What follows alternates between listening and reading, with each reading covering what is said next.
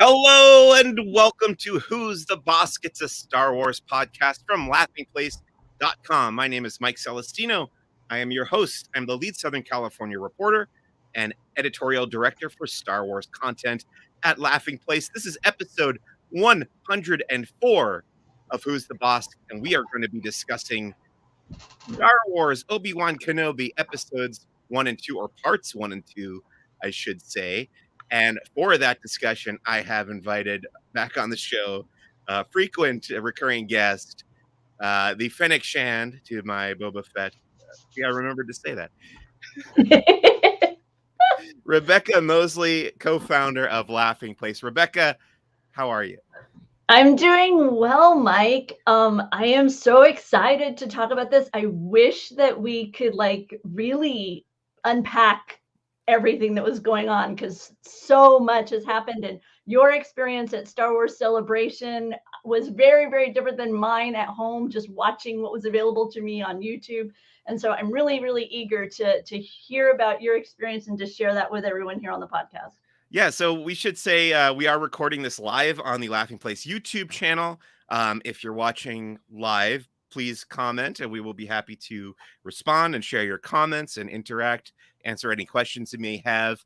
I did the previous episode of Who's the Bossk 103 was recorded entirely at the convention, and that's been up for a little over 24 hours, like a day and a half now.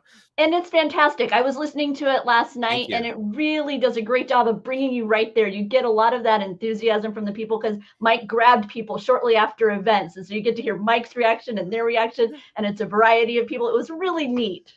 Well, thank you. Yeah, I had that idea like just before the convention. I was like, how am I going to do this episode? Am I just going to get one of my friends again and talk about it afterwards for an hour? And I was like, no, let me give people little tastes of everything as we go throughout the weekend. I'm really pleased with how that turned out. So that was kind of the experience of Star Wars Celebration. So I thought we would talk about the news coming out of Star Wars Celebration to start off this episode. But first, let me ask you what's been going on with Barely Necessities and anything else you've been doing for laughingplace.com. Well, I actually just got back. I was in Orlando and I attended a variety of events there for Laughing Place.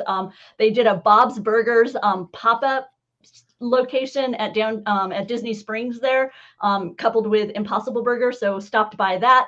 Was there for opening day of Guardians of the Galaxy Cosmic Rewind at Epcot. Amazing attraction. Totally love that. Looking forward to talking about that on Disney Parks Talk eventually. And also went to Kennedy. I'll talk about that at the end because that's one of my answers to a question I know you ask at the end of your podcast.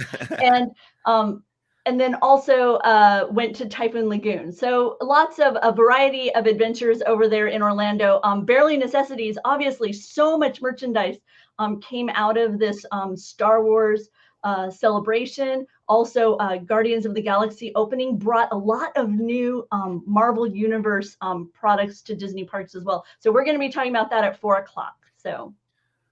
So much happened this past weekend. Not even counting Star Wars Celebration and Obi-Wan Kenobi. There was just I was like, oh, there's also like a half season of Stranger Things I need to watch, and fortunately, I've already seen the Bob's Burgers movie, so that's done and put aside. But I don't really care about Top Gun. Do you? Everybody I know is loving it though. My husband went to see it while I was out of town and he couldn't stop raving about it. And some other friends of ours are like, oh, it's so great. So they're loving it. Well, maybe it's I'll not check my it cup of tea. Yeah, not me neither. I never loved the original film, but maybe I'll watch it when it hits streaming or something. But Guardians of the Galaxy Cosmic Rewind. I'm so jealous that I haven't been on that yet. But at the same time, like it's impossible for me to have been on it because I've been so incredibly busy. And I don't know when I'll be down at Disney World next. So sorry, Walt Disney World. Jeff DePauli, if you're listening out there, he gets upset if you leave the Walt off. But let's get into Star Wars Celebration and the big news coming out of there. First of all, I had a wonderful time, like you said. Really enjoyed my experience. I spent most of the time working and tweeting like this. But the last day, I really had that was probably my favorite day, Sunday, because it was a lighter schedule for me with the panels. and I got to walk around the floor some more and interact with some more fans, and also do that Mandalorian exhibit experience, which was just amazing, and really brought me to tears. Very emotional with the music playing, and seeing all those props and costumes from that show that we all have come to love over the last couple I years. was clicking the wrong tab on you, Mike.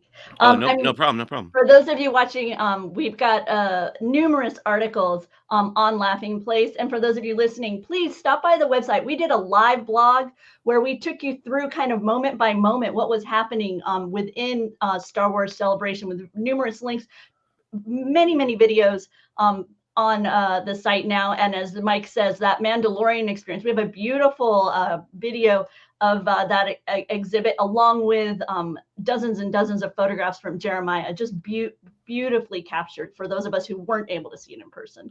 Yeah, I feel bad. I honestly feel bad for anybody who didn't get in over the weekend or didn't have a chance to go to Celebration, because a lot of the stuff from Celebration you can see, you can get the idea of what happened by, secondhand reports, but this exhibit you really had to be there and see it in person, because it was that breathtaking, really, honestly, and gave you such a great idea to the effort and energy and detail that goes into making The Mandalorian and the Book of Boba Fett. Just so cool, and gave me a new appreciation for both series. Really, really astounding. We should say that there is going to be, sorry, I'm skipping all over the place, but they did announce the next Star Wars Celebration. I missed that in my outline here, but yeah, it's going to be in London next year, April 7th to 10th. Really kind of crossing my fingers that I get to go. I know everybody's very excited for it to be back in Europe, especially the people from Europe. Really coincidentally, when they made that announcement, I was sitting in the closing ceremony in the big arena Celebration stage, and I happened to be sitting next to an extremely friendly family from London, England, and they were super psyched for Celebration to be returning to London. And I talked with them afterwards, and they had so much enthusiasm for being on the podcast. And little moments like that, little interactions like that, really made Celebration worthwhile. But let's get into some of the news. They did show footage from The Mandalorian season 3. They showed it a couple times. So the first time they showed it was during the Lucasfilm showcase presentation, and then they showed the footage a second time during the Mandalorian panel on Saturday morning, and it was a little bit longer. I think it had maybe 15 or 20 seconds more of stuff, and it was a bunch of fan cheer moments. There were little Babu Fricks or Enzellan species. I don't know if it was really Babu Frick, but that species, at the very least, Enzellan, will be in Mando season 3. And then there was what looked to me like the wreckage of the second Death Star shows up. Maybe I'm misinterpreting that, but that's what it looked like to me in the final shot of what they showed. I'm not sure if that's 100% accurate. Maybe it's something else, but yeah, a lot of cool stuff coming up. From what you heard from the Mandalorian panel, was there anything that got you excited for the third season? Well, for me, my exposure to Mandalorian was mostly there on the live stage. Tem, just they're chatting, getting to know him better. I know he made a tremendous arrival within the big arena. Yes. And kind of wowed the crowd there. But in that smaller, intimate stage, he actually ended up taking the mic and leading everybody in a little sing-along and it was, I don't know. He's so delightful. He really is. He came out and did, I think it's called the Haka, which is the ceremonial dance from New Zealand. I think the Maori people were the ones to come up with that dance as part of their culture and rituals.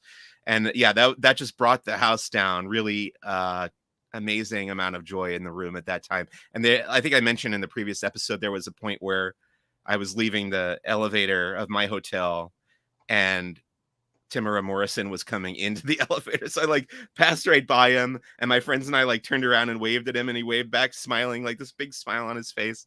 Yeah, again, just joy and happiness and positivity. Now, is that a panel? Yeah. I know that you had various assignments throughout the event. Was that a panel that you actually were within? Yes. Okay.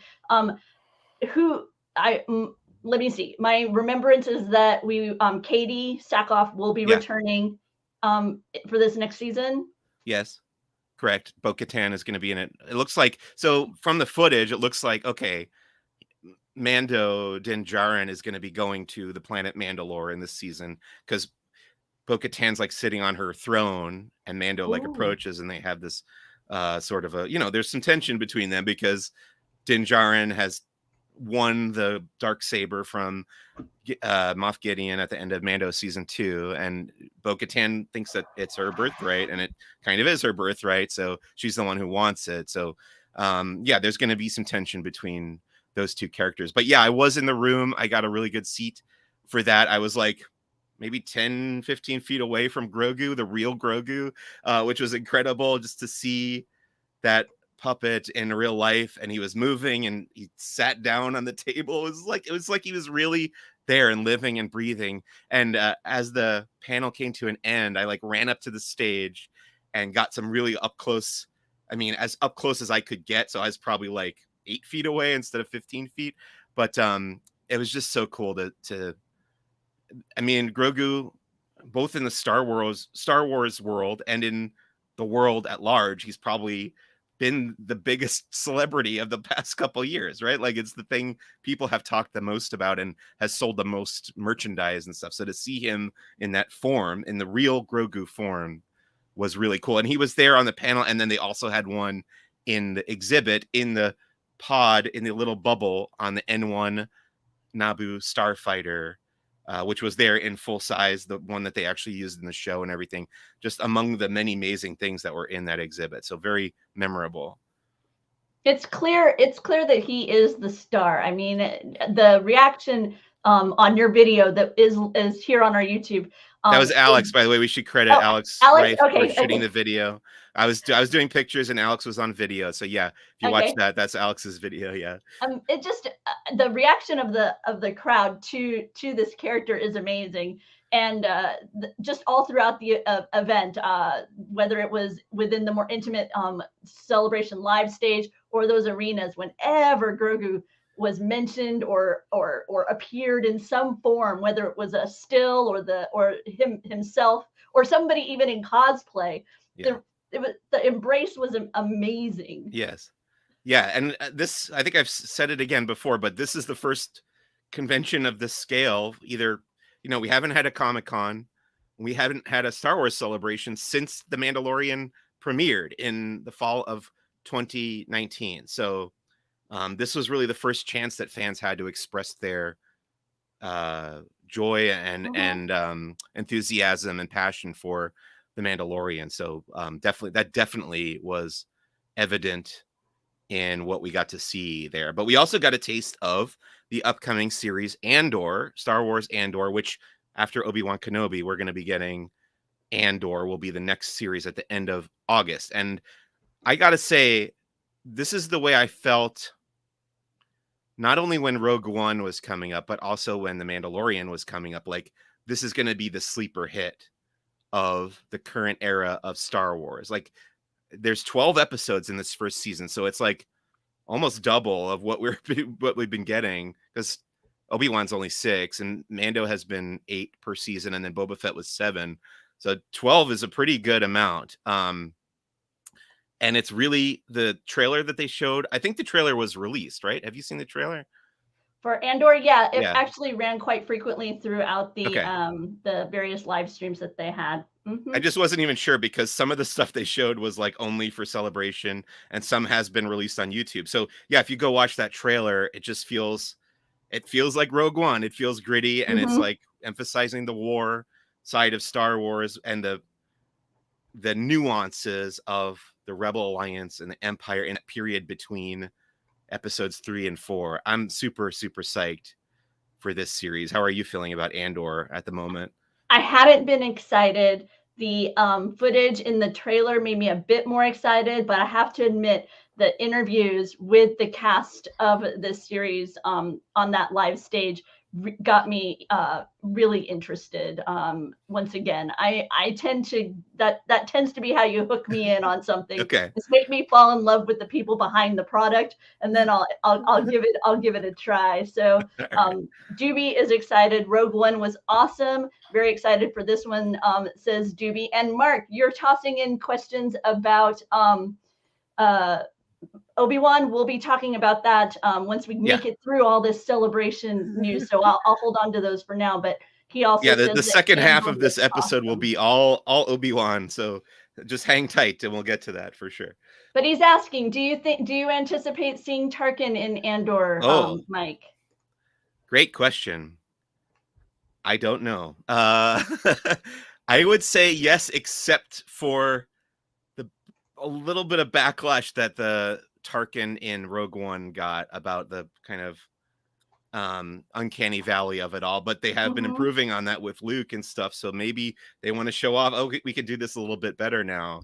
So maybe we could see Grand Moff Tarkin in Andor. That's a good question. I hadn't even thought of that before. So yeah, good thought for sure. Let's talk about Mm-hmm. Ahsoka. We also saw some footage from Ahsoka. Now I believe this one was not released, right?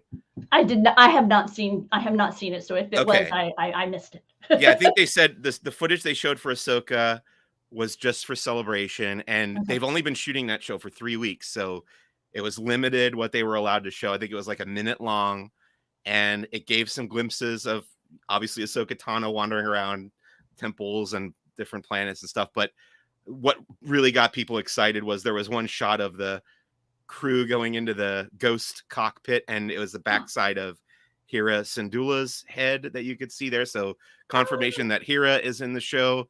And then there was a tease of Ezra. So they showed, Mm-hmm. if you remember the end of Rebels, the final episode, I think my memory of it is Sabine paints a big graffiti of the whole crew, right? Mm-hmm. That graffiti wall was the final shot of the trailer of Ahsoka, and you see Ezra's face in the center, and then the back of Sabine come up and look at the painting. That's my memory of it. They only showed it Mm-hmm. once, and then they brought out the girl who has been cast as Sabine, whose name I'm blanking on. A new actress to Star Wars, not the same voice actor that played her in the series. Yeah, Is it Natalie or Natasha? Natasha something. Yes, Yeah. Natasha Okay. Bordizzo or something. Um, but yeah, that was excited. Then they brought Chopper out, the droid. So pretty much confirmation that Chopper will show up in live action form in Ahsoka as well. So yeah, it's pretty much. It seems to me that Ahsoka is going to be essentially a live action continuation of Star Wars Rebels, and it really has reinforced my desire to rewatch Rebels because I've only gone through the whole thing once. There's certain episodes I've seen multiple times, but I really got to start at the beginning and wrap up, go through all of Rebels again to refresh my memory because I think that's going to come into play in Ahsoka quite a bit and probably some other stuff too. Because yeah, I think they're planting the seeds there for a lot of things that are, or they're kind of retroactively going back and continuing some of that stuff. Obviously, Dave Filoni is a big influence and producer and creator on these shows, so it makes perfect sense. What are your thoughts on Ahsoka that you know of from what you got from Celebration?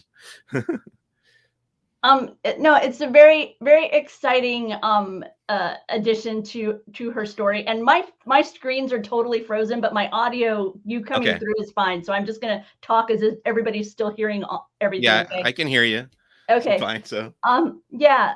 Uh, Once again, the casting for Sabine was delightful. I'm excited to see this continuing adventure.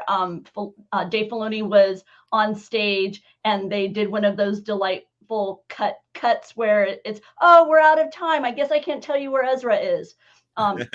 Thing, and so it's exciting. He also said during that I guess there's a scene in Ahsoka that he says has been in development within his mind for 5 years. oh wow. And so he, and just to hear that as a fan, you're like, okay. And so you start to, spin your wheels and you try and think yourself to, kind of plug it in. But yeah, so that big tease that got me really excited for Ahsoka. Yeah, I'm excited for that too, especially because this guy is gonna be back that we know. Our guess is that Grand Admiral Thrawn. This is the Star Wars Celebration exclusive Hallmark itty bitty. My wife collects these, so I had to pick it up for her. This was the exclusive this year with Grand Admiral Thrawn. So that's from Celebration.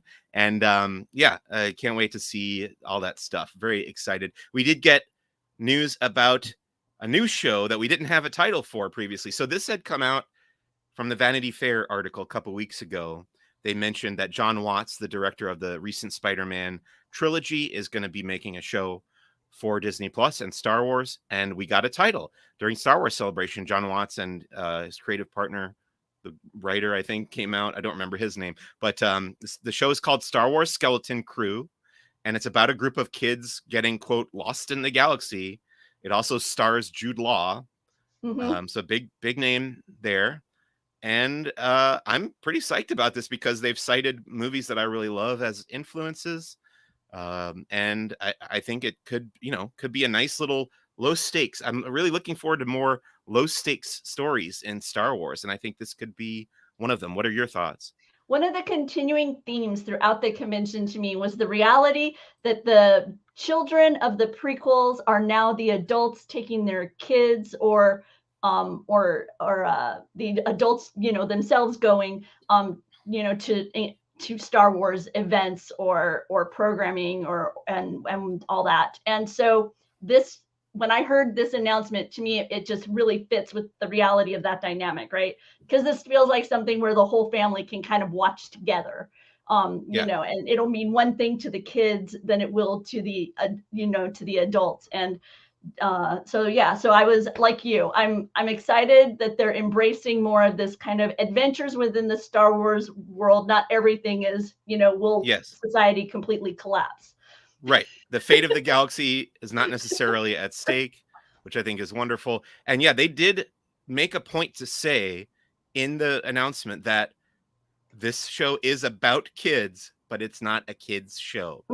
They said that I think those are the exact words that they use, which I think, when I loved the Goonies growing up, the reason I loved that movie to this day is that it feels very real, and it feels like they're not making the kids, is a movie about kids, but it doesn't feel necessarily targeted at young kids. It feels like anyone can access that. It is accessible to everyone, and it feels very grounded and real in that way. And I hope that that's kind of the spirit that they're going for here. We got a new trailer for The Bad Batch season 2, which is coming out this fall. I ended up really liking that presentation. I'm not super into The Bad Batch. I think it's fine, but that panel was really fun, and there was this great cosplay, a group of people dressed up as the full crew from The Bad Batch, and they got brought on stage, and everybody went nuts for them.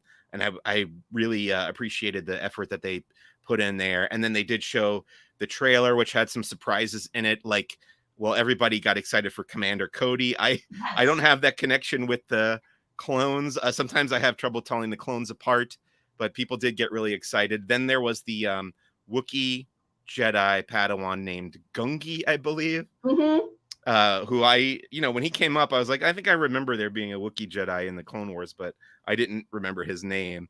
And then there were a couple other little things that I know people were freaking out about. But any thoughts on the Bad Batch trailer? I was excited to see a Wookiee with a lightsaber. That was tremendous. I always enjoy that. But for me, when it comes to Bad Batch, I think the reminder of the ridiculous talent of D. Bradley Baker is really kind of what was showcased in this, and with the discussions of Bad Batch, because I still can't get over. And one of the other things about the convention was how everybody shared the support and shared the success. It was when somebody would say, like, to him, how is it that you do all these different voices? How do you make them so unique? He immediately credited the writers and how they create these unique characters that he can then, bring to life. But it's really the writing that sets apart each of the characters. And so just like I say, this continual kind of not false humility, but just the sense of it's collaborative, and I can't do my job without those people doing their job well. Everybody in the chain has to do their job well in order for it to be as successful and beautiful as it is. Yeah, they did a live read of, I think, about 4 or 5 minutes of a script from season 1 of The Bad Batch, and again, brought down the house because D. Bradley Baker was switching between all the members of The Bad Batch, and then also Michelle Ang was there, the voice of Omega. And yeah, it was really entertaining. You can watch that full live read. It's only a few minutes, 4 or 5 minutes, but you can watch that whole thing on the Laughing Place YouTube channel. And I just thought that was, I always love watching voice actors work because you're so used to tying that voice to the cartoon, but then you see it coming out of a human's mouth, and it takes on a whole new context, and you're just so impressed by the talent, like you said, on display, which is really, really cool. Another panel that I attended was called Tales of the Jedi, and this is Dave Filoni's new animated mini series. It's actually only 6 episodes long. It's coming to Disney Plus in the fall, and half of the 6 episodes are going to be about Ahsoka, and half are going to be about Count Dooku. I thought that was an interesting pairing.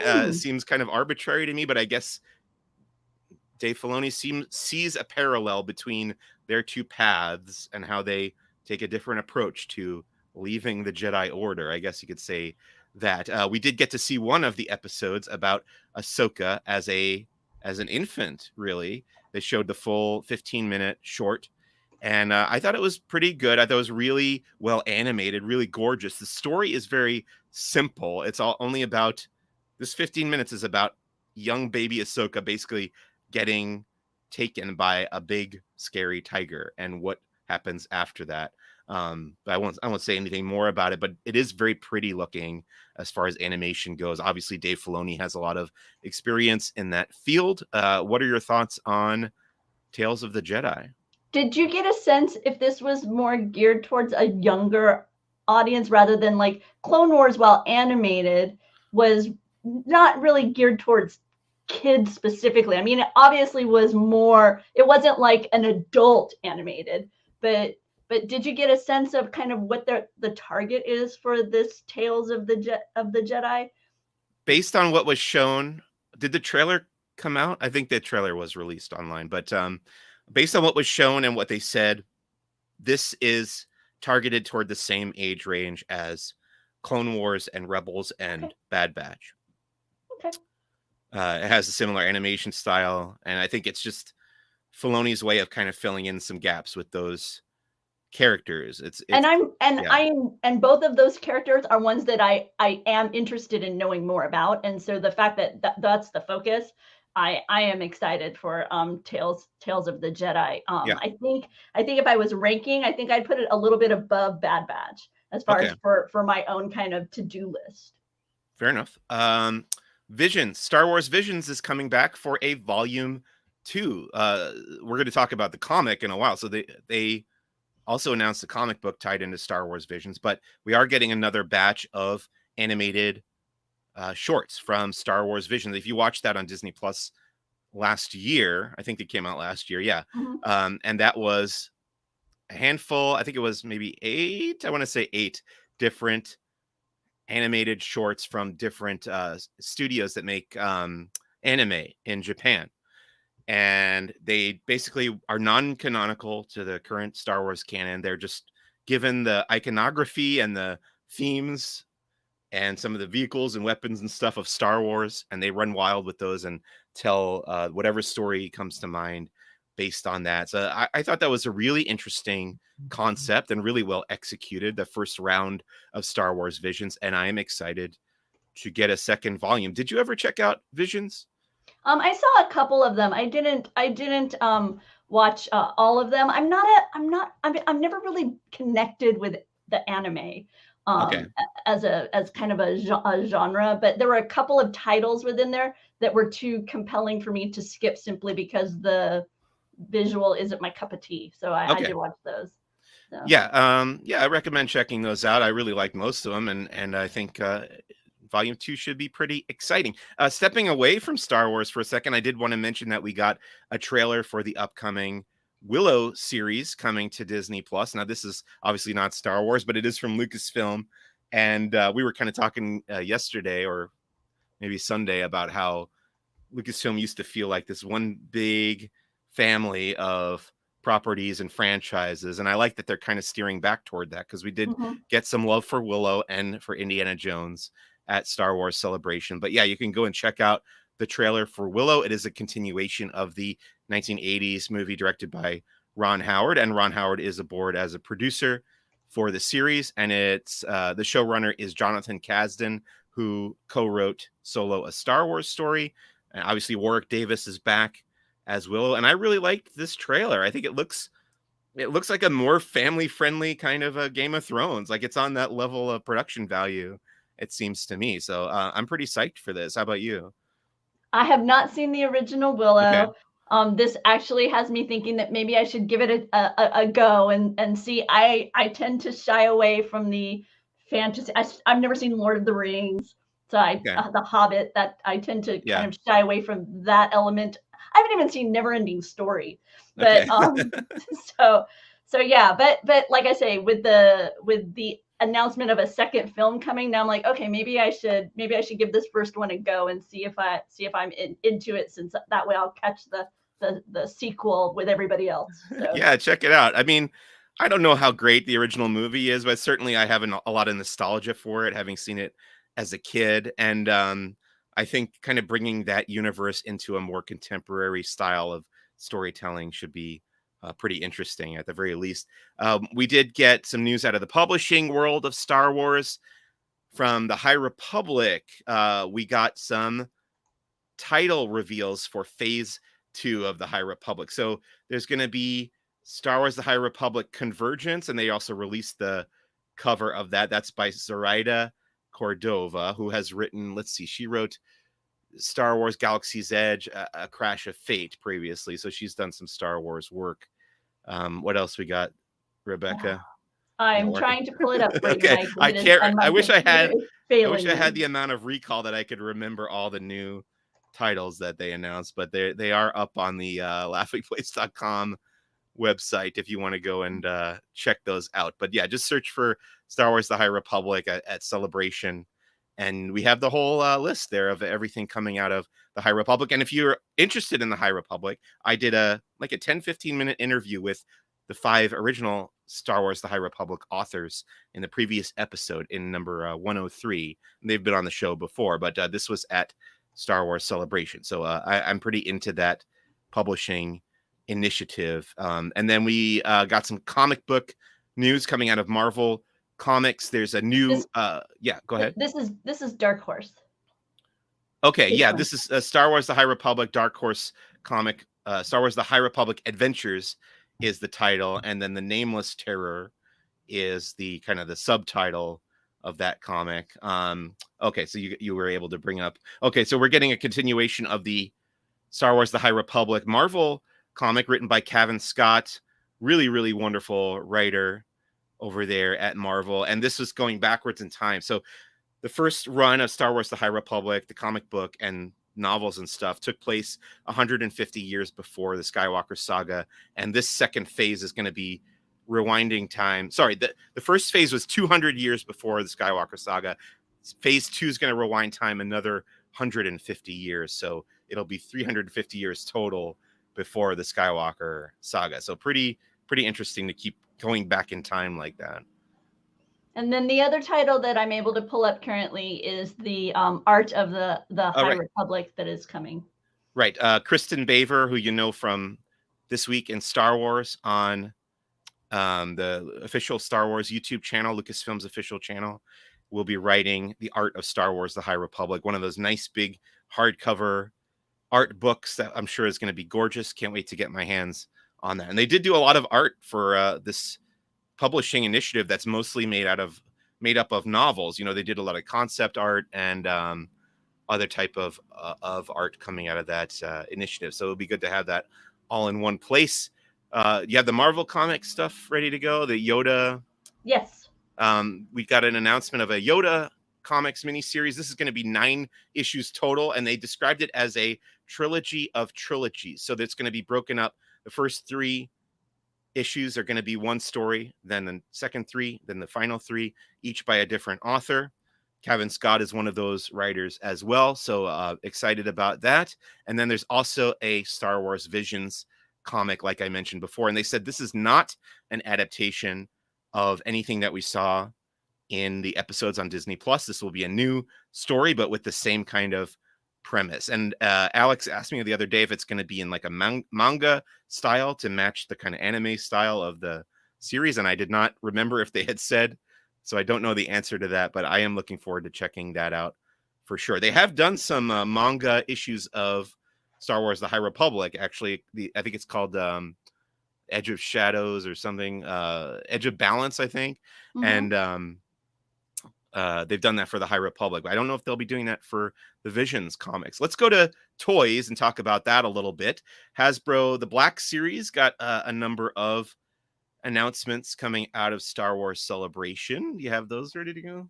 Let's see. I've got this right here. Is this what you're looking for? Yeah. So looks like a Dark Trooper, right? Obi-Wan Kenobi. Mm-hmm. What else is there? Let's see if I can get it to scroll, because my computer mic is slow as molasses right now. All of a sudden. Sure. I just don't remember off the top of my head what got announced there. Rebel Soldier Echo Base Battle Gear 4-pack. Oh, okay, that might be the vintage collection then. Okay. But yeah, there were, again, this is you can go to laughingplace.com and look at all the Hasbro announcements on there. We also got some news from Lego. The one that got the biggest response was really this BD1. So BD1, the droid from Star Wars Jedi Fallen Order, the video game. He's like this tall. And then you can't hear me going like this, but you can see me if you're watching right now. So you can get a buildable BD1 coming up soon. I think that's coming in August, I want to say. And then they also showed the first set from Star Wars Andor. They also revealed the new Lego Star Wars animated movie. I think they're like 45-minute movies that have been coming out. There was one for Life Day. There was one for Halloween. And then now we're getting a summer vacation one, which is also coming in August. And that one is set aboard, at least partially set aboard, the Halcyon of Galactic Star Cruiser fame. There's the BD1. You can see the Lego BD1 there. And I also wanted to highlight, I've been playing with my computer over here. So if you mentioned this, I apologize, but they did release this Andor set. Yeah. And part of the reason why this caught my eye is because it says Ambush on Ferrix. Yeah. And that feels like that's the first time that we've heard that planet name for me. That was a new name for me. Me too. So, I had not heard that name before. Hopefully somebody input that into Wikipedia. They did. I went and looked, and it did, and it showcased that this was learned from the Lego set reveal at Star Wars Celebration. You know, I was tweeting at Wikipedia while I was in that Mandalorian exhibit because I was like, they had the train engineer droid from the Book of Boba Fett in one of the display cases, and it said the name of the droid on the plaque there, and I was like, let me see if we know that already. I looked it up on Wikipedia. It wasn't there. So I tweeted at them. I was like, hey, we found out the name of this droid. I hope somebody put it in there. Oh, very cool. And then also the BD unit droid looks like BD1, but it's a slightly different color. That shows up in Book of Boba Fett at Peli Motto's workshop, junkyard, docking bay thing. That I think is called BD95 or something like that, and that was revealed in a plaque at that Mando exhibit. So we got some new droid names coming out of that too. Go ahead. Go ahead, Mike. Going on to video games, we got the announcement of the title of the sequel to Star Wars Jedi Fallen Order. What is the title? Do you remember? Because I sure don't. It is. Hang on, it's coming on my machine. Sure. But so go ahead. This is the sequel to the video game that came out a couple years ago that everybody Jedi Survivor. Yeah. Okay. So it's going to be Star Wars Jedi Survivor. Thank you, Mark Stevenson. And that's coming out. We have a date released in 2023. excuse me, 2023 coming to all your favorite game consoles. Very excited about that. I haven't watched it yet, but is there a trailer for that? I have not watched the teaser that was, Okay. that is that oh, no, it's But yeah, the teaser that's out here okay. on Twitter. I So have there is also not been able to catch it okay. yet, but it is there. I'll check. I've been so busy, I have not been able to check it out, but I will. I will check that out. I am very psyched for that game. Really enjoyed the first one. I went to a panel that was all about Disney Parks Star Wars merchandise, and that was probably the most rapid fire panel as far as news coming out of Star Wars Celebration, because I was trying to tweet every announcement that I heard on the Laughing Place Twitter account, and that Disney Parks panel, there was like probably the rate of like two tweets every 30 seconds or something. It was like, oh, here's more and more and more and more and more. And I just couldn't keep up with all of it. And hopefully it's all out there. Hopefully I finally got it all up on the Twitter and we got it up on laughingplace.com. But the thing I was excited for most was the Camtono, which I have in the other room. I should have brought it here. But there's a Camtono, the ice cream maker thing from The Empire Strikes Back, and it was in The Mandalorian a bit too. And it works as a safe, so you can program your own combination into it. And then when you put the combination in, the sides open up like it does in The Mandalorian when he has the Beskar inside there. It's pretty sweet. I really like it a lot. I was actually thinking it was going to be like $200 and it was $50. So, And yeah. it appeared this morning on Shop Disney. Oh, So people at home were able to purchase it, and it's sold out. But I suspect we'll see it come back. So we'll be sure and let you know at Laughing Place if it comes back. But yeah, it popped up today on Shop Disney along with the new Ewok mouse ears that Ashley Eckstein had designed. Quite a few new items are on Shop Disney today.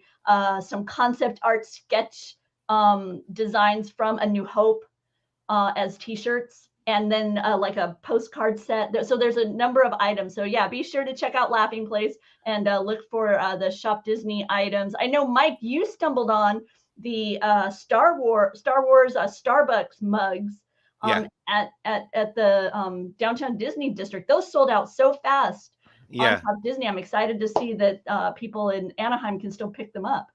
Yeah, I think this is the second round of those because I have one Mhm. from Batu, but they put out 3 new planets. So I think one was Octo, one was Navarro, and then a third one I don't remember. It's like Naboo or something. But yeah, there's some new Starbucks mugs. I got all the um uh the currencies of Star Wars are now available in Doc Ondar's Den of Antiquities at Galaxy's Edge. So you could get like New Republic credits, Imperial credits, calamari flan, and there are Mandalorian coins. And they're all very nicely made and very cool to own because I love stuff that's like in universe uh Mhm. ephemera and memorabilia and stuff like that. So I already had some of those. My wife had bought me some on Etsy, just like fan made ones, but these are the legit real deal. And they even had a display of them, the same items in the Mandalorian exhibit, and I got to see those up close.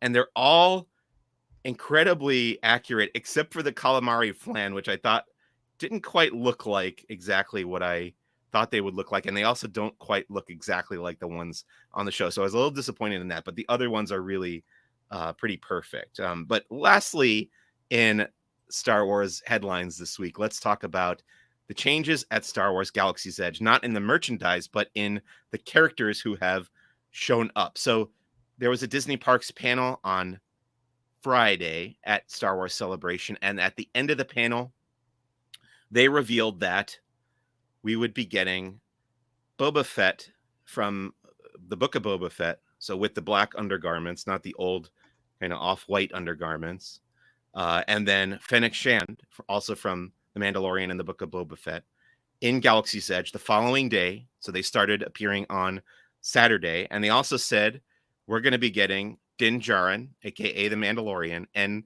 Grogu, aka the child, aka Baby Yoda, in Galaxy's Edge soon. This is a big deal for a number of reasons. And I think I'm pretty happy about it. I think it's something that a lot of people wanted. It's also something that a lot of people are not happy about because it kind of breaks the rules of Galaxy's Edge a little bit, because from the beginning they've said it's set between episodes 8 and 9 of the Star Wars saga. Obviously these characters, we don't know if they survive through that point in the timeline. Um, but they made it clear in the press release on the Disney Parks blog that they will not be interacting with any of the other characters around Galaxy's Edge, like Rey or Chewbacca. Well, I guess Chewbacca would be fine because he exists around the same period as they do. But yeah, you won't see them meeting Kylo Ren or anything. I think this is probably, my wife kind of pointed out, okay, Avengers Campus has been having such success with bringing out all these new characters from the different Disney Plus shows and the movies whenever they show up. And I think this is probably heavily influenced by that. But I also think it's a great way to hopefully breathe some new life into Galaxy's Edge, because it has felt to me a little stagnant since it opened. And we had that year where we couldn't go to the parks, of course. So who knows what might have happened if that hadn't happened. But I don't know. What are your thoughts about this controversy? As part of Star Wars Celebration, there was a panel on the anniversary of Star Tours. And during that, legendary Imagineer Tony Baxter talked about part of the reasons why Star Wars as a IP separate from Disney had been brought in at that time, because this was before the purchase. And he was talking about how Disneyland was based on the kind of the mythology and the fairy tales of that time frame. Walt had really brought to life Snow White, Pinocchio, and then even continuing with the True Life Adventures and Davy Crockett. And he said, but now we're in it. But then when he was, in the Imagineering look, he's like, it was Black Cauldron, and he joked that, and we're not here at a black hole convention, right? And and so I guess for me, hearing him talk about kind of what ended up bringing Star Tours to Tomorrowland, I really am excited about the fact that they're now going to be able to showcase where Star Wars is, where it's going, have it that dynamic nature where you as a fan know, I just saw this on, Disney Plus. Now I can go and experience it in this place. And to have not had that canvas for those kinds of interactions, Yeah. I have to imagine was really frustrating, not only as a fan, because like we've been wanting to meet Grogu. One of the big things, this whole week was all the people, trying to get selfies with Grogu in various locations. And the thought that he hasn't been at Disneyland or Walt Disney World at Batu somehow is just, like, Yeah. how did that not happen? So for me, I'm super excited. I was always very frustrated by how locked in Lucasfilms and Disney seem to have been within Batu, and I'm excited to see that kind of relaxed a little bit and interested. I mean, I loved Star Wars weekends, and that was it. I mean, there was no hold barred, pretty much. In my memory as to who I saw doing what. You'd have parades with all sorts of cavalcades of across the millennia of Star Wars history, and so I'm super excited. Oh, we've got people saying can't wait for Mando and the Child. Mark Stevenson saying liked Black Hole's a great movie. What I understand totally. And then he's also asking more Star Wars Legends in upcoming live action. I have to imagine we will. I mean, that's my expectation totally. I think that will happen for sure. Yeah, I mean, we already have to an extent with the Obi that we'll be talking about, so we can that we didn't initially anticipate, so we can talk more about that when we get there. But Yeah, so I think we're on the same page. I think I haven't had the time to go and meet them yet, but you can go and meet Boba Fett and Fennec Shand right now at Disneyland. And yeah, the day that Mando and Grogu show up, it's going to be a nightmare for me as a as a journalist, as a theme park journalist.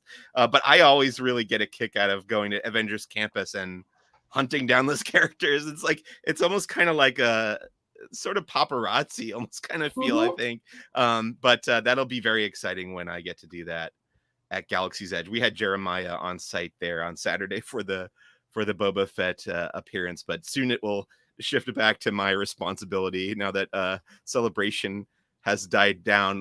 Let's leave Star Wars headlines for this episode and get into our main topic, which is the first 2 episodes of Star Wars Obi-Wan Kenobi, the new live action series, limited series on Disney Plus. The first episode, they're just calling them parts. There's no titles of these episodes. So part 1 was directed by Deborah Chow. Of course, we know her from The Mandalorian. She did a couple episodes over there. It was written by Joby Harold, who did Army of the Dead for Zack Snyder. And the story was credited to Hossein Amini, who wrote Drive, the Ryan Gosling film, and Stuart Beattie, who wrote Collateral, the Tom Cruise film. And I think those were probably the guys who were writing that previous version. And then Joby Harold stepped in and wrote the newer versions of the screenplays and everything. So the script, the story went through an evolution and ended up with what we have now. What was your initial kind of overall reaction when you watched this first episode? I enjoyed it more than I expected to. Okay. And I am more interested in where it's going than I expected to be. So yeah. Okay. I think my initial opinion was probably tainted a bit by the venue where I saw it, because I got to watch it at the premiere at Star Wars Celebration with thousands of enthusiastic fans who really reacted to everything with, again, enormous positivity and applause and laughter in all the right moments. So, you know, I left with a big smile on my face, really enjoyed both episodes. There were little nitpicks that I had here and there, but overall, I think I had a very positive reaction. I rewatched them yesterday with my wife, who hadn't seen them yet, and we both enjoyed it. You know, I was worried I was gonna, you know, my enjoyment of it would be less than in the arena at Celebration, but I still think they're very fun and entertaining and action packed and stuff. So I do like the show so far. But we're going to go through this first episode first, and then we'll talk about episode 2. But in the first episode, I want to kind of start begin at the beginning and go through kind of all the big beats here and give our thoughts. So the first episode opens with a prologue to Coruscant and the Jedi Temple, with Order 66 going on and the clone troopers running around and killing Jedi. And there's a group of Padawans being trained. They've got those weird helmets on that we saw in Attack of the Clones, and clone troopers come in. The Padawans are protected by their Jedi master, and it looks like they managed to escape. What are your thoughts on this scene? It was heartbreaking, as always. The Order 66 scenes are. This one wasn't as intense as other ones I've seen. I have to admit, I was grateful that we didn't see the younglings slaughtered. Right. To put it bluntly. Sure, it would have been very bad timing. Yes. Yeah. Oh, but just, I mean, yeah. But even beyond that, the notion that the Order 66 was focused on the Jedi, like I say, for me, it was kind of okay, well, because they seemed to kind of, as soon as that their teacher was gone, I didn't feel like they were under the same kind of threat.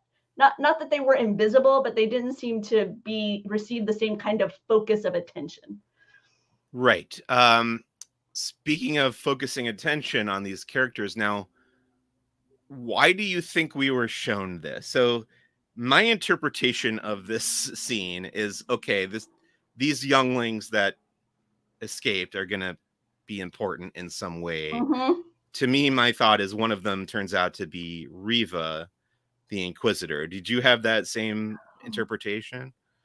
I didn't think Reva, but I did think I will know whose story I'm seeing at some point. I do not know whose story I'm seeing, but I am seeing someone's story. I wonder who it will be.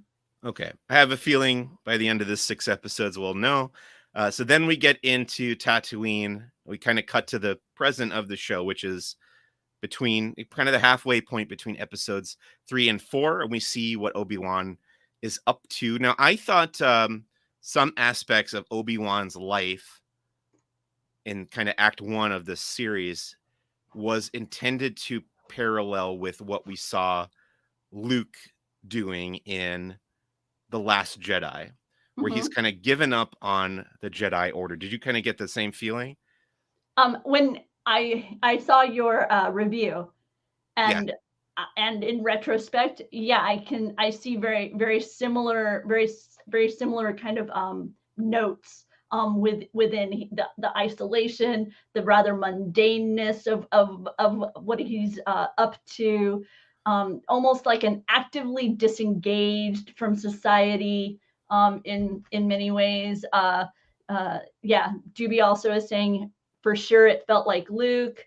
That I found that I initially thought it was a crate dragon, like Mark Stevenson did, but then during my second viewing, I realized that that enormous creature was more like an enormous manta ray Yeah. type Yeah. It was critter like of a some sort. giant sand stingray or something. Yeah.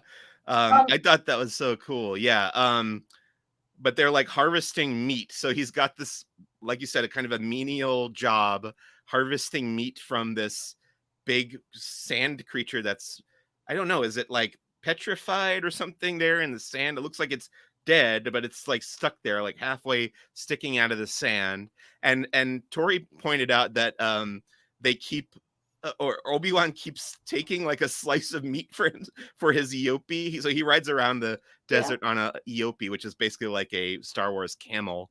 But he every time he has a shift there, he just takes a piece of meat. And we were wondering, like, is that allowed? Because nobody seems to have a problem with it or notice it, but you don't see anyone else doing it. And then I was wondering, like, is that just part of his contract? Like he gets paid a certain amount of credits, and every day he also gets to take a piece of meat for we himself. we I don't we know. had that same discussion here. Okay. Doobie brought it up at our house, but yeah, we had the same discussion here. And then I thought the comment by the Jawa about how he stinks.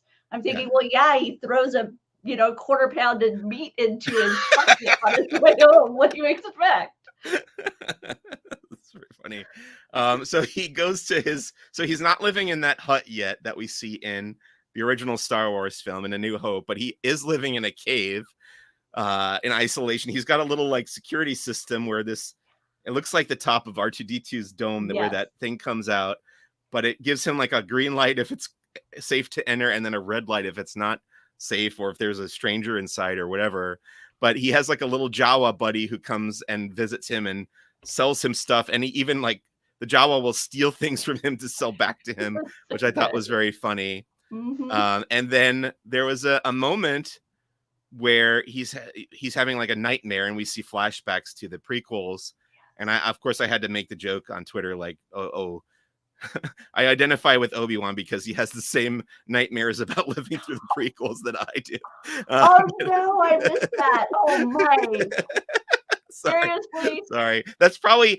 I'm just gonna So let that bad. be. I'm gonna let that be the final joke I ever make about the quality of the prequels because I'm getting So past it. I'm getting past that part of my life. yeah, It's 20 sure. years, 20 years since Attack of the Clones. I'm gonna let that be the final prequel joke that I make. But so he wakes up from the dream, from the nightmare, and he says, Master Qui-Gon. And in the theater, in the arena at Celebration, everybody Mhm. gasps, and we think Mhm. we're going to see the Force vision, Force ghost, Force spirit of Qui-Gon Jinn, played by Liam Neeson, but he doesn't show up. Nope. So this, to me, my interpretation of this is his arc. This is kind of Obi-Wan's arc for the series. Is he's kind of shut off from the Force a little bit, like Luke was in Last Jedi. By the end of the series, we're going to get back to Tatooine, and he's going to have a chat with Qui-Gon Jinn. What do you think? I will weep. That's what I think. That Like, would how make me cry. disappointing would it be if they set this up and he doesn't show up? He's got to That be in would it, right? that would make me cry. Wow. Wow. Yeah. I feel like it's likely to me. Okay. I will admit that I hadn't gone there, Okay. but I guess I was more in the I don't know. Yeah, no, I didn't go there, but but I like it because in some ways, once again, that would mirror the arc we saw with Luke, Yeah. where in the most recent trilogy, because it's kind of that disconnect into the full embrace and it, passing on. Yeah. So So, in addition to working at the meat stingray or whatever that is, Obi-Wan is also watching over Luke Skywalker, who's 10 years old, and the Lars homestead there on Tatooine in the was it Anchorhead where they live, or one of those places on Tatooine, and he's got his little macro binoculars there, and he's watching mhm, them, and then he leaves a little toy, that a very familiar looking toy for Luke at the Lars homestead. It's that T-16 Skyhopper model that we see Luke playing with in the original film. So now we know that was a gift from an anonymous Obi-Wan. Although how he gets it back, I guess that's probably going to happen, because one of the following scenes is Owen, played by Joel Edgerton again, shows up in Mos Eisley and throws the bag containing the toy at Obi-Wan's feet and says, "Leave us alone." mhm. Basically, what are your thoughts on these scenes? I have a much better understanding of why Owen was the way he was. I mean, he seemed a bit, I don't know, stick in the mud, I think would be the good word, Yeah, originally, but now, because I didn't have a sense when I saw A New Hope, I didn't have a sense that he was as aware of Anakin's path right. as now. I got the feeling because I saw it as a kid. So to me, it was kind of like, oh, that Anakin, he was the black sheep of the family kind of thing. Not he became in some ways kind of the ultimate cosmic evil, for a Right. time. So I feel I have a better understanding, and so therefore his protection against Obi-Wan doesn't come off as negatively to me now as it did then. Because I mean, yeah, sure, you got to protect him. That was a no. Stay as Yeah. far away from that kind of path as possible. But I'd forgotten about him playing with the little skyhopper Huh. until this episode, and then Yeah. I went and looked, and I was like, oh yeah, he was just kind of sitting there, dreaming, and yeah, no, it reminded me of so many wonderful things about A New Hope. So the thing I forgot to mention that I kind of skipped over was the scene at the beginning after the prologue where the Inquisitors show up Mhm. on Tatooine and they're hunting for a Jedi. And of course, we're thinking at the beginning it's Obi-Wan, but they're actually Mhm. hunting for this other younger Jedi. And he gets away because there's a scene kind of in the bar there, reminded me a little bit of like Inglorious Bastards, with the Nazis hunting for the Jews and stuff like that, sort of along those same lines. But that Jedi runs away, kind of again similar to Inglorious Bastards, that opening scene. But that character shows up later and approaches Obi-Wan in the desert and says, "You got to help me. I'm trying to get away from the Inquisitors." And Obi-Wan just tells him, "Go bury the lightsabers in the sand and go and live your life, and don't ever use the Force again, or whatever. The Jedi are dead. We lost." Again, very similar to Luke in The Last Jedi. But the reason that's relevant now to the discussion about Owen is because we see. Oh, okay. So the question I wanted to ask you, and a critique that I've seen come up, is that we have that scene where Obi-Wan tells the younger Jedi, "Don't bother. The Jedi are not going to resurface. We lost." But then in the following scene, he meets with Owen and he says, "We have to train. Luke needs to be trained." Okay. Mhm. So that seems like a contradiction, but I have my own little interpretation of that. What do you think of that? The difference in his approach to those two situations. My perception, the young Jedi who encountered him was in a solid place on the light side, Yeah. whereas an untrained Luke would be vulnerable to the dark side, and he wouldn't want to just leave him vulnerable to the dark side. That's Yeah, that's how I would read that. that's exactly what I was gonna say, and I think we've earned our no prize out there for the Marvel Comics readers. But yeah, I think Obi-Wan knows that Luke has the potential to have this great power within him, and he saw what happened to Anakin, and he doesn't want that to happen. Although I think Owen has a very good point of, what makes you think that you training him is going to prevent that? Because it certainly did in the case of Anakin. But anyway, the Inquisitors show up again. Yeah, go ahead. Before you move on, though, Doobie asks a question. I'm curious your thoughts on this. When he gave him the Skyhopper, Doobie says it made him concerned that they're going to do too much soloing. And that's what he means, like explaining stuff that doesn't need to be explained. There were things in Solo that they explained, and then you end up being disappointed by the explanation. They kind of poke fun of that. The creators of Lost, in some ways, kind of poke fun at that concept in some of their storytelling. Right. But yeah, how are you, is that a concern with Obi-Wan, that there's certain mythology that isn't answered that you're scared is going to be answered? I think it's a very fine line to walk, and I didn't get that from the Skyhopper thing, but I think it has the potential to go in that direction. I hope it doesn't.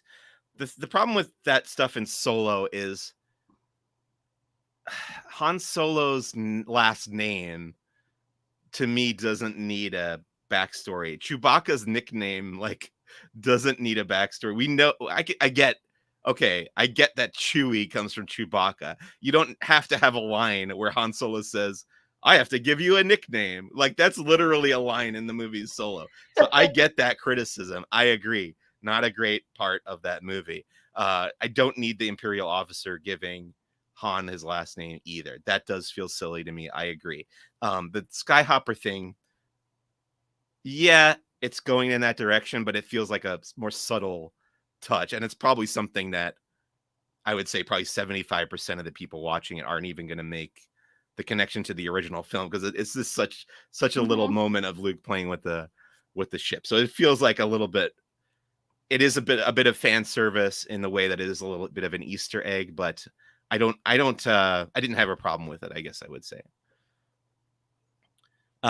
Let's move on to talking about the scene with Owen and Reva, the Inquisitor, in the streets of Mos Eisley. I really like this scene. It was probably one of my favorite scenes of this first episode, just because the performances are so strong. I really loved Joel Edgerton's take on Owen Lars from the trailer, and I was like, I hope there's a lot of Owen in this. I doubt we're going to get a lot of Owen, but he's in this first episode a lot, and he's just so wonderful and such a great actor. And you can tell he's kind of doing a little bit of an impression of the other actor who played Uncle Owen in the original Star Wars. But then Reva, I've also quite enjoyed her performance as well. I think her name is Moses Ingram as Inquisitor Reva. So it's really fun to see those two square off against each other. Reva is definitely demonstrating how dangerous she can be because she cuts off that other bystander's hand. What did you think of this scene?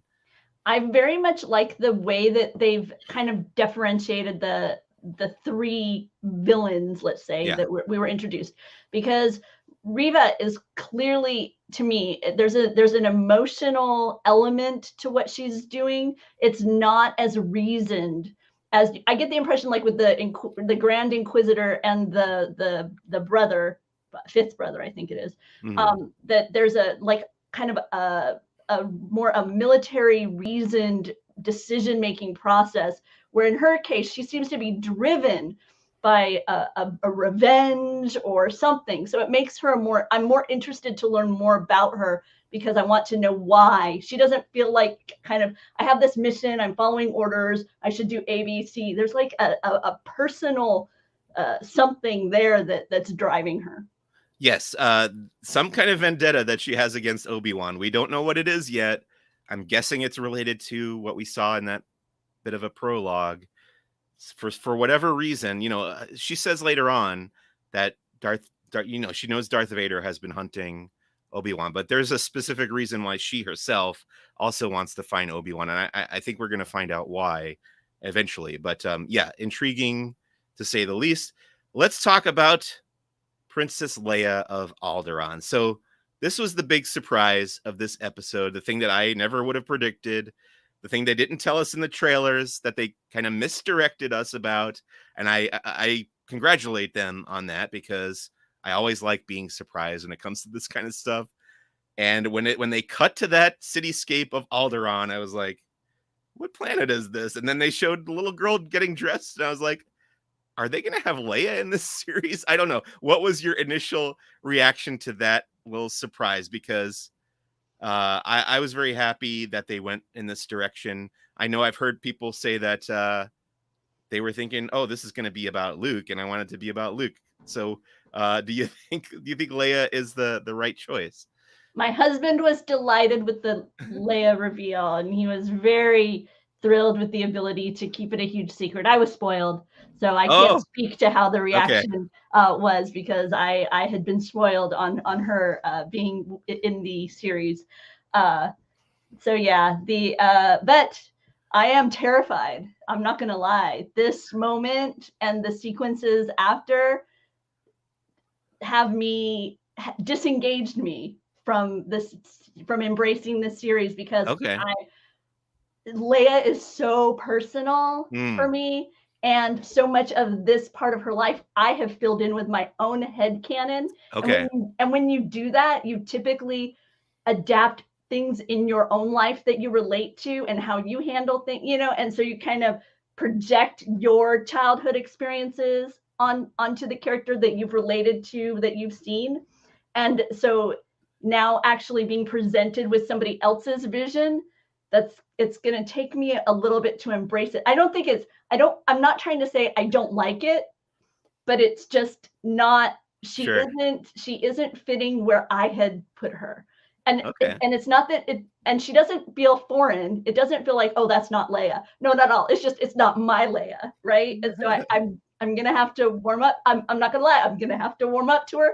And they picked one of these storytelling things that I'm just so tired of as a consumer, and that is the child who loves to break the rules ends up being the rebellion leader. And I'm just like, oh, come on. Really? I mean, and like I say, it's not that it isn't delightful to have a precocious child or whatever, but for me, it's just like so many times. It's like, Yeah. why can't it be more interesting? Like, she's kind of a rule follower, but then the people making the rules are problematic, and she has this inner conflict. And how do I deal with, so for me, I was kind of like, I would have liked her to be a little bit more kind of Mm. stuck within her royalness, and then having to find ways out of it as she Okay. saw that she needed to for her people, as opposed to, I've always enjoyed breaking the rules and now I have a reason to do it, and so yeah, No, that's I hadn't thought about that, and you're right. It is a cliche, and what you're saying sounds more interesting. So that hadn't occurred to me. So thank you for pointing that out. But we so I saw Doobie talking about how much he loves Alderaan, yeah. and how how much he wishes they spend more time there and stuff. And of course, I said don't get too attached. But what are your thoughts on what we get to see of the planet itself? I'm hopeful that we'll get to see a little bit more of it, because it plays such an integral part of our experience, because Yeah, there's this horror of the moment, but yet in so many ways it was kind of rather impersonal, because we as viewers didn't have the attachment that Leia did, right? And now we're going to have a chance yeah, to fall in love with a place that we right. know is going to be obliterated. Phil Knight is talking about how in A New Hope we have the "Help Us, Obi-Wan" message, and for him, the framing, she had to have met him before and knew he was a Jedi, and so for him, seeing this kind of fills in that story in that way. What are your thoughts? Do you kind of view it that way? Because This is I know that that's been a bit of a yeah. contention among viewers. This is something where I think I'm going to disagree because in my head, Leia had always been told about Obi-Wan. So Hmm. she knew he existed. She knew he was a Jedi. She knew he served she knew he served her father in the Clone Wars, as she says. General Kenobi, years ago, you served my father in the Clone Wars. To me, that doesn't sound like she knew him personally. Why would she have to say that? I even tweeted again another joke where I was like, General Kenobi, years ago you served my father in the Clone Wars. Also, remember when you rescued me from Flea? Like, yeah, I don't know if I agree that it's obvious that she would have known him before. I think there's a way to make it work. and I am hoping that they make it work. But to me, that part of it doesn't quite click just yet. Obviously, she's 10 years old, and Tori pointed out to me, like, I don't remember everyone I met when I was 10, especially if you're somebody who's in, galactic politics and stuff, and she probably has a lot of exciting stuff going on in her life. She doesn't necessarily remember this adventure. Although, on the other hand, Obi-Wan is She a was kidnapped. Jedi. She got caught by the Force. I Like, was it's a gonna big, say yeah, she fell off a building and didn't crash into the ground. yeah. But I there, feel like on the other hand, there is the line in A New Hope where um, Luke says to her, "I'm here with Ben Kenobi," and Leia goes, "Ben Kenobi." So I think you could use that as a perfect excuse as to why she would remember him and have known him before. So I'm kind of on the fence about that right now. I think do I'll judge it again at the end of the series. What were you going to say? do Jedi do mind wipes? That was the other joke I made to Tori. I was like, and erase that little girl's memory like we did with those droids in the right now, I'm okay with it. Like I said, I'm on the fence, but it could go either way for me as far as that goes. But my attitude towards Star Wars right now is such, like, let me just enjoy the ride. Oh, So 100%. it doesn't bother me all that much either way. Exactly.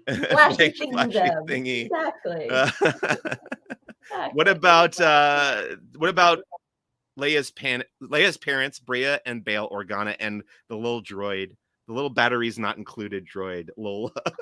Okay, I already want one. So I know there's several versions coming out from Yes. Hasbro very soon. That So was I was like, okay, this whatever is the price one range. thing. This is the one thing that they sent Hasbro. They were like, listen, this droid's gonna be in the show and people are gonna want it. So go ahead and get started on it. We're not telling you anything else, but Yep. Yep. Nope. I want one. And it's funny because I didn't want the little green and white one that rolls around that says oh, sorry. Dio. Yeah, that one Sorry. didn't reach out to me. But this one, as soon as I saw Leia in the woods and the little Lola flying along. Now, are we gonna learn why Lola? I think it stands for something, or maybe it's just, Yeah, I don't know. I honestly don't know.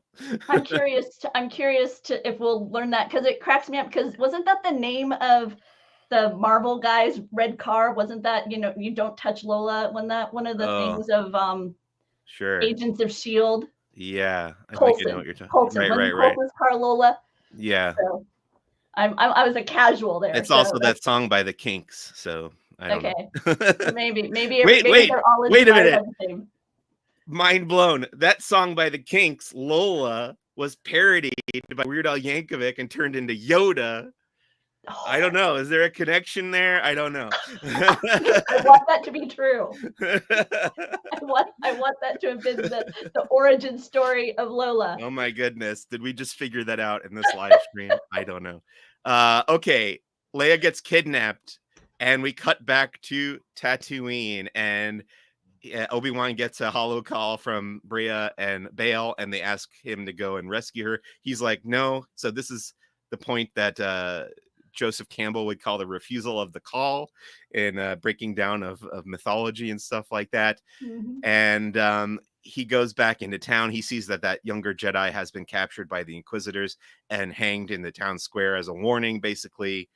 And Bail Organa shows up at the cave later on, and he's like, please. And then Obi-Wan goes out and digs up the lightsabers, both his and Anakin's, that were buried in the sand. Now, my thought, of course, was like, this is not how deserts work. You can't bury something in the sand in a desert and then go find it again. The sands are constantly shifting. Also, the sand, if you try to dig up sand in a desert, the hole doesn't remain. It will just keep filling itself back in because there's no moisture. That's the whole point of Tatooine. They have moisture farms, basically, so they could get water and stuff. That bothered me a little bit, but I'm okay with it. It's not like the beach where there's, ocean water and sand and you can dig holes and stuff. Anyway, I'm okay with it. Again, Please, letting please, it go. please tell me that you bought the flip-flops I saw that were available at Celebration that said, I don't like sand. And so when you walk in the sand, it just leaves that as a little Oh my message, god, that's awesome. and then it had Anakin on it. Yeah. No, I didn't know about that. I hadn't heard Okay, about that. for me, this scene immediately, I went to Rey. I went to Yeah, the conclusion of the recent trilogy. sure. And and Now, I don't keep these small things in mind. What sabers did she bury? Luke's and Leia's. Okay, so in burying Luke's, was she burying the same saber that he just picked Yes. out? Yeah, so she Okay. buries the Skywalker lightsaber. We don't know. I don't think we know what happened to Luke's green lightsaber. Okay. I think he probably just threw it in the water on Octo, but she buries Leia's lightsaber that she was training with and Mhm. Luke's blue lightsaber, which was Anakin's previously. Yes. So I found that very interesting that he digs up 2 sabers and one of those ends up being the one that she Yeah. ends up burying at the end. A nice little cycle there. Yeah, that's definitely poetic, as George Lucas says. It always rhymes. So yeah, I hadn't made that connection, but definitely very true. And Obi-Wan finally gives in, and he says, I'm going to go and take a stab at this, and literally take a stab because he brings his lightsaber. We see it. He kind of flashes it as Yep. he's boarding that ship at the end. What do you think of the end of this episode? If he's okay, I have a question. Okay. The way that he's dresses, is that not like quintessential Jedi? Yes. So I Tori mean, pointed that out it's too. gonna Like, still he's very dressed like a Jedi. incognito.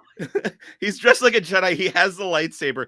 Plus, not to dig into the next episode too early, but when they're walking around the city on Dayu, they keep talking about Jedi and the Force and lightsabers and stuff. Like, keep quiet. You're supposed to be in hiding. What are you doing? Yeah, I definitely had the same thought. We definitely talked about that. But yeah, I think it's a good ending Yes. for episode 1. Get you excited to get going on this adventure. Basically, I think if you're breaking down story structure, the abduction of Leia is the inciting incident, as they say, and then that gets Obi-Wan going off on his adventure. And let's talk a little bit about the cast of this first episode of Obi-Wan Kenobi. Ewan McGregor, I thought he was terrific. As the title character, again, as always, he's very good. Rupert Friend, I meant to put what we know these folks from here, but I forgot to. Rupert Friend, do you know him from anything previously? He was the Oh, Grand Inquisitor. I do not. Okay. I thought he was good. Sung Kang as the fifth brother. Moses Ingram as Inquisitor Reva. Riva. I thought she was very good. Mhm. Benny Safdie. Now I know that name, and I don't remember what he's from, and I meant to look it up. But he plays Nari, the younger Jedi. Let me see if I can do it real quick. He is an American film director. He was in his work. His older brother is a filmmaker as well. It's not working right now. IMDb seems to be down. Okay, that's not going to be helpful. All right, so Joel Edgerton as Owen Lars, Bonnie Piesse. Did you ever watch The Vow, that documentary? She was a big part of that documentary on HBO Max. It's about a cult, and she got suckered into being Kyle met Rupert Friend. He was in a movie called Mrs. Palfrey at the Claremont and visited my indie theater. Yeah, he seemed very cool. He was brought out during the closing ceremony for Celebration this year and announced that next year would be held in London, his hometown, which is pretty cool. Doobie says he knows him from Anatomy of a Scandal, which I don't even know what that is, but I'll take your word for it. Let's see. The Vow, go and watch it. Bonnie Piesse is Beru again. She was back in the prequels as well. Simone Kessel was Bria. Organa Vivian Lyra Blair is the newcomer as Leia, young Leia. Now, I am obviously anti-bullying. I am anti anybody being antagonistic toward any kind of creative people or actors on social media or anything. I think it's terrible what happened to Jake Lloyd or whatever, the path that his life took. Mhm. But honestly, coming from a as objective as possible perspective, watching these first 2 episodes, my thought was like, okay, people are going to have a negative reaction to her acting, the young Leia. So I didn't think it was, it's tough to find really great kid actors. She's obviously adorable and precocious and everything like that, but I didn't think her acting was like where it needed to be. I don't know. Did you have a different reaction to that? I didn't have a challenge connecting with her in her role. No, no, Okay. it didn't grab me that way. I mean, the way that they wrote her, that I was dealing with, Okay. but her actual execution of the role, no, no, I found her, I believed the moment that she was in. Okay. It bothered me less the second time I watched it. I think she's gonna grow on me.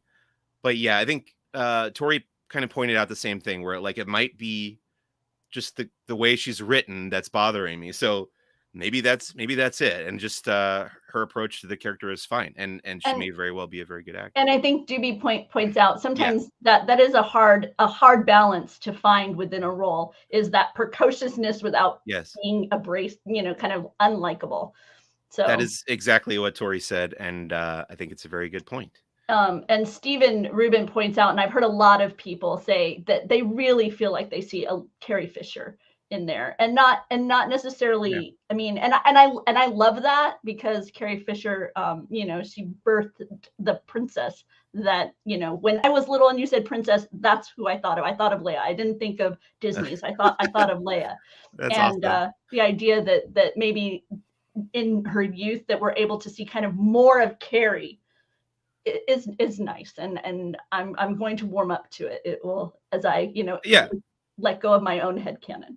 Well, I think you and I are on the same page there as well, that because I am definitely willing to keep an open mind and warm up to her as the series goes on. Obviously, we're going to be spending a lot of time with her. Flea as the character Vect Nokru, Flea from the Red Hot Chili Peppers. And I just thought he was very funny as always. As soon as I saw him, I thought of his role in Back to the Future Part 2, where he's a very funny, like, side character in a similar way in that movie.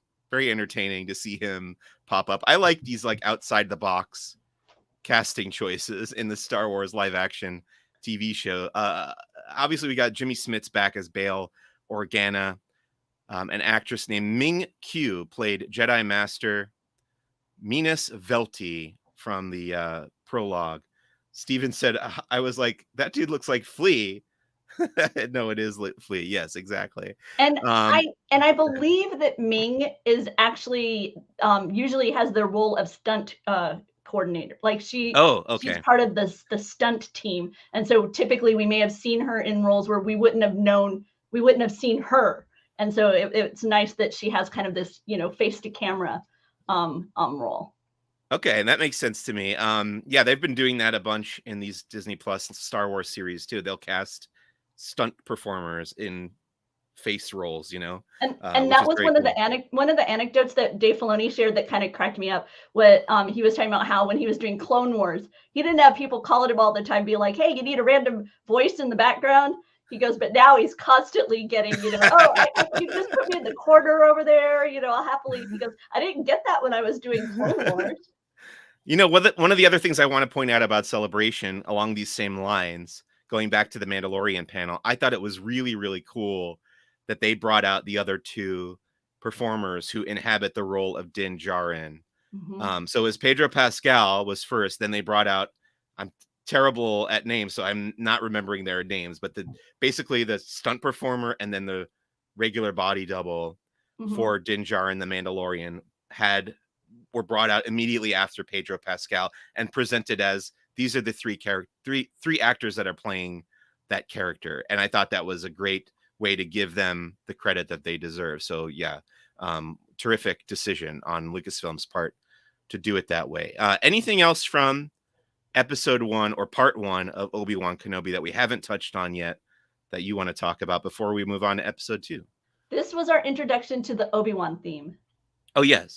that John Williams has crafted for this. What did you think? I mean, you got to see it live Yeah. by the maestro. I'm So, very spoiled. us lowly people had to wait for Disney Plus. I am very, very spoiled in that I got to be in the room, basically, again, like 20 feet from John Williams as he debuted the Obi-Wan Kenobi theme. Again, I will say I love John Williams. He's probably one of my 10 most looked up to people in my life. But in the last like 20 years, a lot of his stuff has blended together for me. And I kind of feel that way about the Obi-Wan theme. Like I couldn't hum any. I mean, obviously, it literally just came out.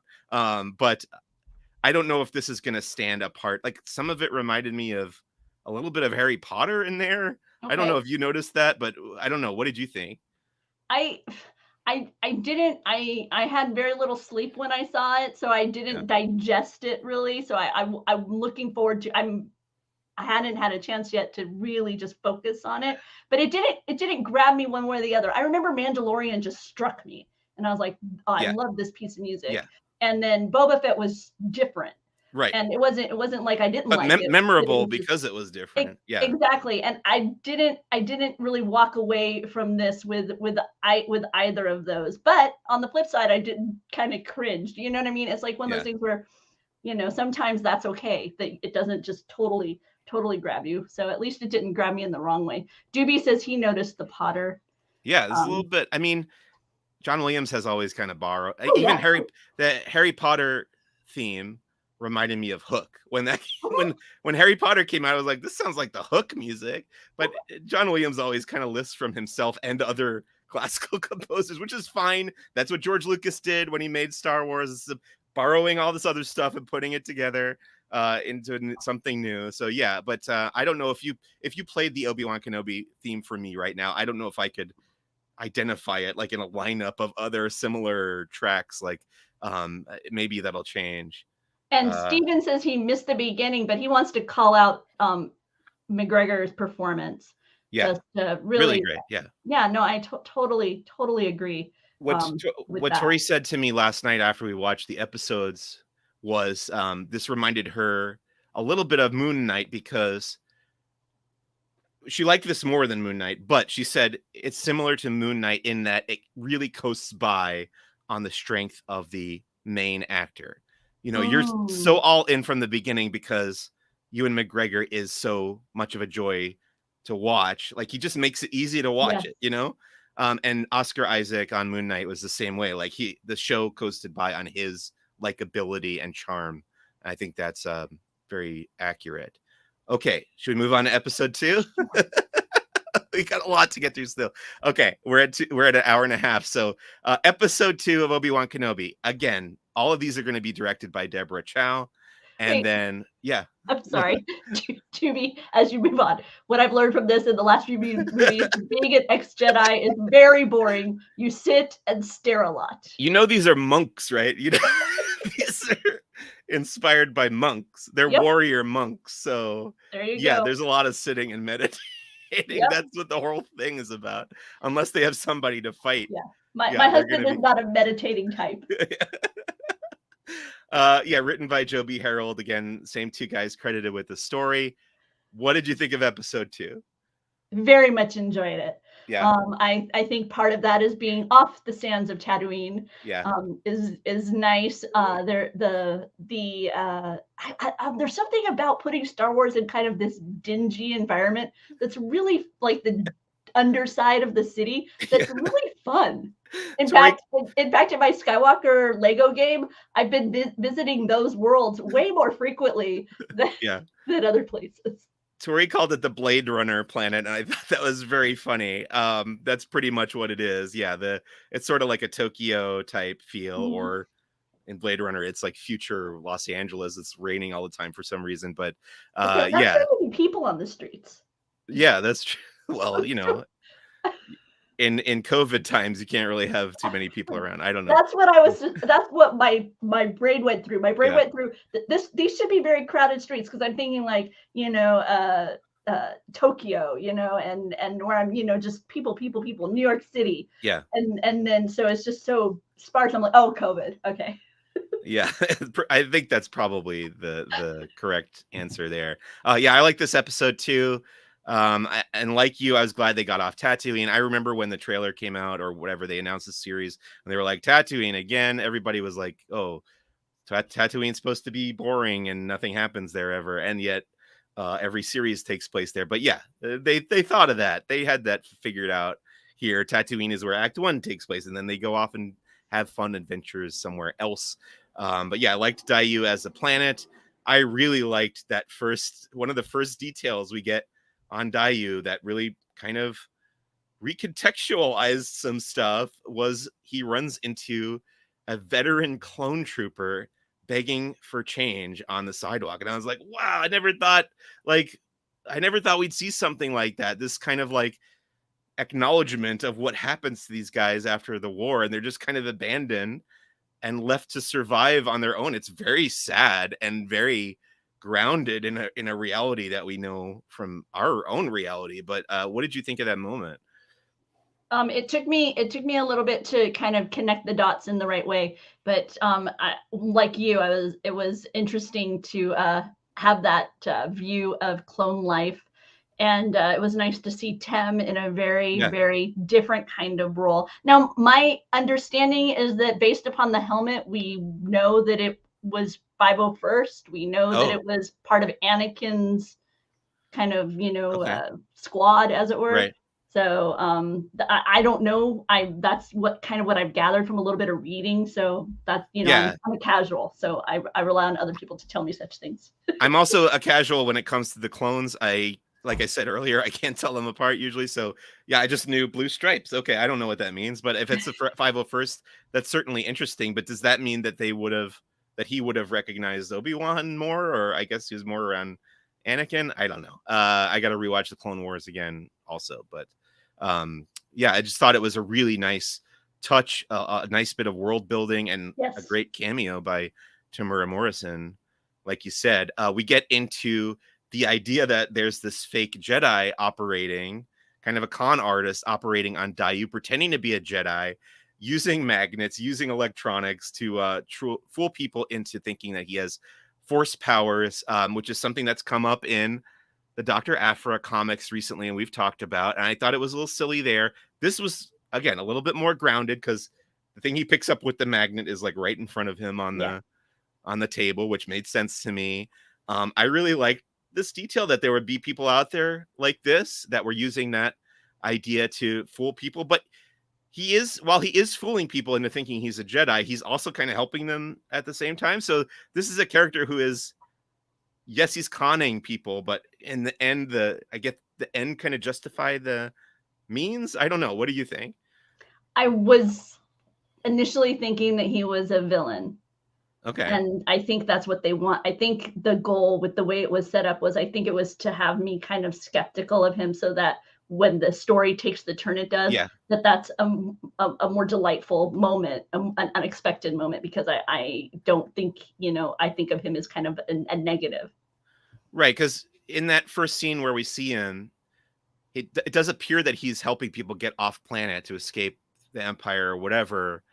But then when we find out that he's a con artist, that kind of gets turned. Obviously, he's kind of overacting when he's doing the mind trick and Hmm. the other stuff. So yeah, I think you're right that that he is supposed to be perceived as a villain, but Obi-Wan does approach him and call him out on his tomfoolery, and then uses him to get access to the next location where they're keeping Leia, and that's basically like a meth lab, but with spice, which is the Star Wars equivalent of illicit illicit substances like that.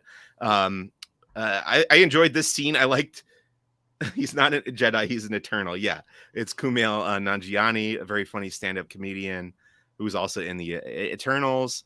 Um, there's the Spice Lab. I like that location. I like the Yeah. disguise that Obi-Wan wears there with the gas mask and everything. And I loved some of the background Hmm. aliens in this scene. I don't know if they jumped out to you. There's one guy like wearing a astronaut helmet, and he had some weird slimy face thing underneath. I was like, oh, that's so cool. It feels very Star Wars to Yes. me. What did you Yes. think? No, this to me felt very Star Wars. This is when I Yeah, was like, okay, I started to feel myself being pulled deeper in, with the Spice Lab, which was, yeah, yeah. totally. So there's like a decoy Leia that he rescues. It's like built of junk, and then he gets captured by Flea and his underlings, but then very quickly uses. So I think Ewan McGregor's daughter plays like a street urchin who gives him like this sample of drugs that he takes it. We don't know why, and of course it's to use it later. He does like a Walter White Breaking Bad, breaks the drugs on the floor, and everybody is like incapacitated, and of course he's got the gas mask, so he's able to escape that. He finds the real Leia, and they make their way out of the spice lab. Second decoy. That's true. Yeah, we didn't even talk about the opening scene where they're kind of playing a prank. The Yeah. handmaidens are playing a prank on Bria, where they decorate another young girl. They dress her up to make her look like Leia. But yeah, you're right. Second decoy Leia in this episode. So they go on the run in the streets of Daiyu, this planet, and we get to see some more infighting among the Inquisitors. What do you think of that relationship between? You kind of touched on it a little bit earlier, but they're kind of developing these this tension between the Grand Inquisitor and Reva. Yeah, I think they want us to understand that in one vein we have following orders, and in the other vein we have kind of a personal vendetta or something. There's something, something going on there. So Reva has called out, put out a bounty on Obi-Wan's head. It's popping up on all the bounty hunters' little bounty pucks all around the city on Daiyu. And it kind of reminds you a little bit of the Mandalorian, same kind of tech that's being used.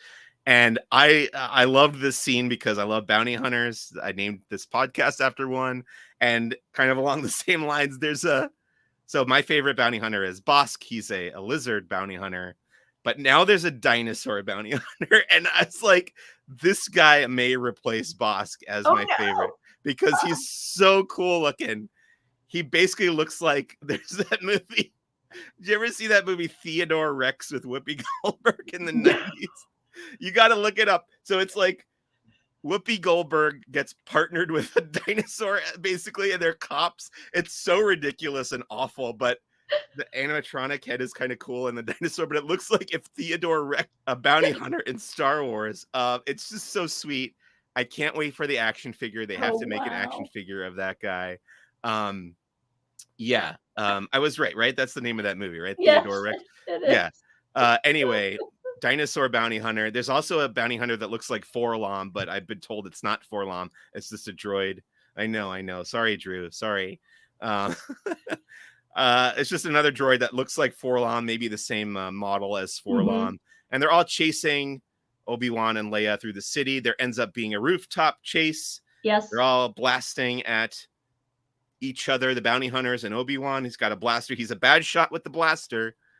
And Tori was like, why is he a bad shot with the blaster? He's a Jedi. He should have a good aim. And I was like, oh, it's been established that Obi-Wan doesn't like blasters. So I'm okay with that. Anyway, Reva sees the fight happening on the rooftop there and gives chase. And that ends with Leia attempting to make a jump that she never would have made and kind of almost falling to her death between two buildings and grabbing on one of these wires. And a moment where Obi-Wan is forced, no pun intended, to use the Force to catch her and ease her fall down to the ground. What did you think of that moment? The moment when Obi-Wan is leaning over the building and reaching towards her, his intonation, the lighting, I was immediately taken to Mustafar. Okay. And the sequences between him and Anakin right there near the very, very end. Okay. That's just where I don't know if that was intended, but I kind of went to that same space in my head. But yeah, I was just thinking it'd be so weird. What a weird sensation to, like, you're falling and then all of a sudden you're not falling. Yeah. That'd be weird. And so I have a hard time a bit with some of the way Leia kind of the way Leia react. I don't know. I'm struggling with Leia's judgment, but she's 10. Is like, I can't expect her to have the same judgment as adult Leia. But it's like, she's been running it. She plays in the woods. She does. How did she think that was a good jump? So just that kind of thing. Right. But Tori kind of observed during that scene that Obi-Wan looked like he had like a pained expression on his face when he was trying to use the Force, and she asked me why. And to me, it made me think of Luke in The Last Jedi. Like, I think Obi-Wan has kind of shut himself off from the Force, similar to how Luke did in The Last Jedi, because we don't really see him use the Force before this moment. I mean, there was that one moment where he thinks maybe he's going to talk to Qui-Gon, but I don't, I think he's shut off from the Force both to both because he's disappointed in himself for having Anakin fall to the dark side, but also as a disguise, as a way to camouflage himself, so that Mhm. maybe whatever signal you send out through the Force doesn't get picked up Right. by the Inquisitors. Because when the Inquisitors are looking for Obi-Wan in the market on Mos Eisley on Tatooine, you would think Riva would just go like, "Oh, there's one right over there." Like you would sense him, Beep, beep, because beep, later, beep. yeah, later on when they have that moment in the cargo bay or whatever, she's like, "I can feel you, Obi-Wan." Like I think there's a difference between Mm. Obi-Wan's connection to the Force in that first episode, and then after he catches Leia with the Force there. So a pretty interesting uh, story beat there. And my husband was distracted by Reba's less efficient but acrobatic chase this behavior. this is one of those action scenes where I kept going like, why did she do that? Why did she have to do a flip there? There's no reason. It doesn't make it faster to do a flip.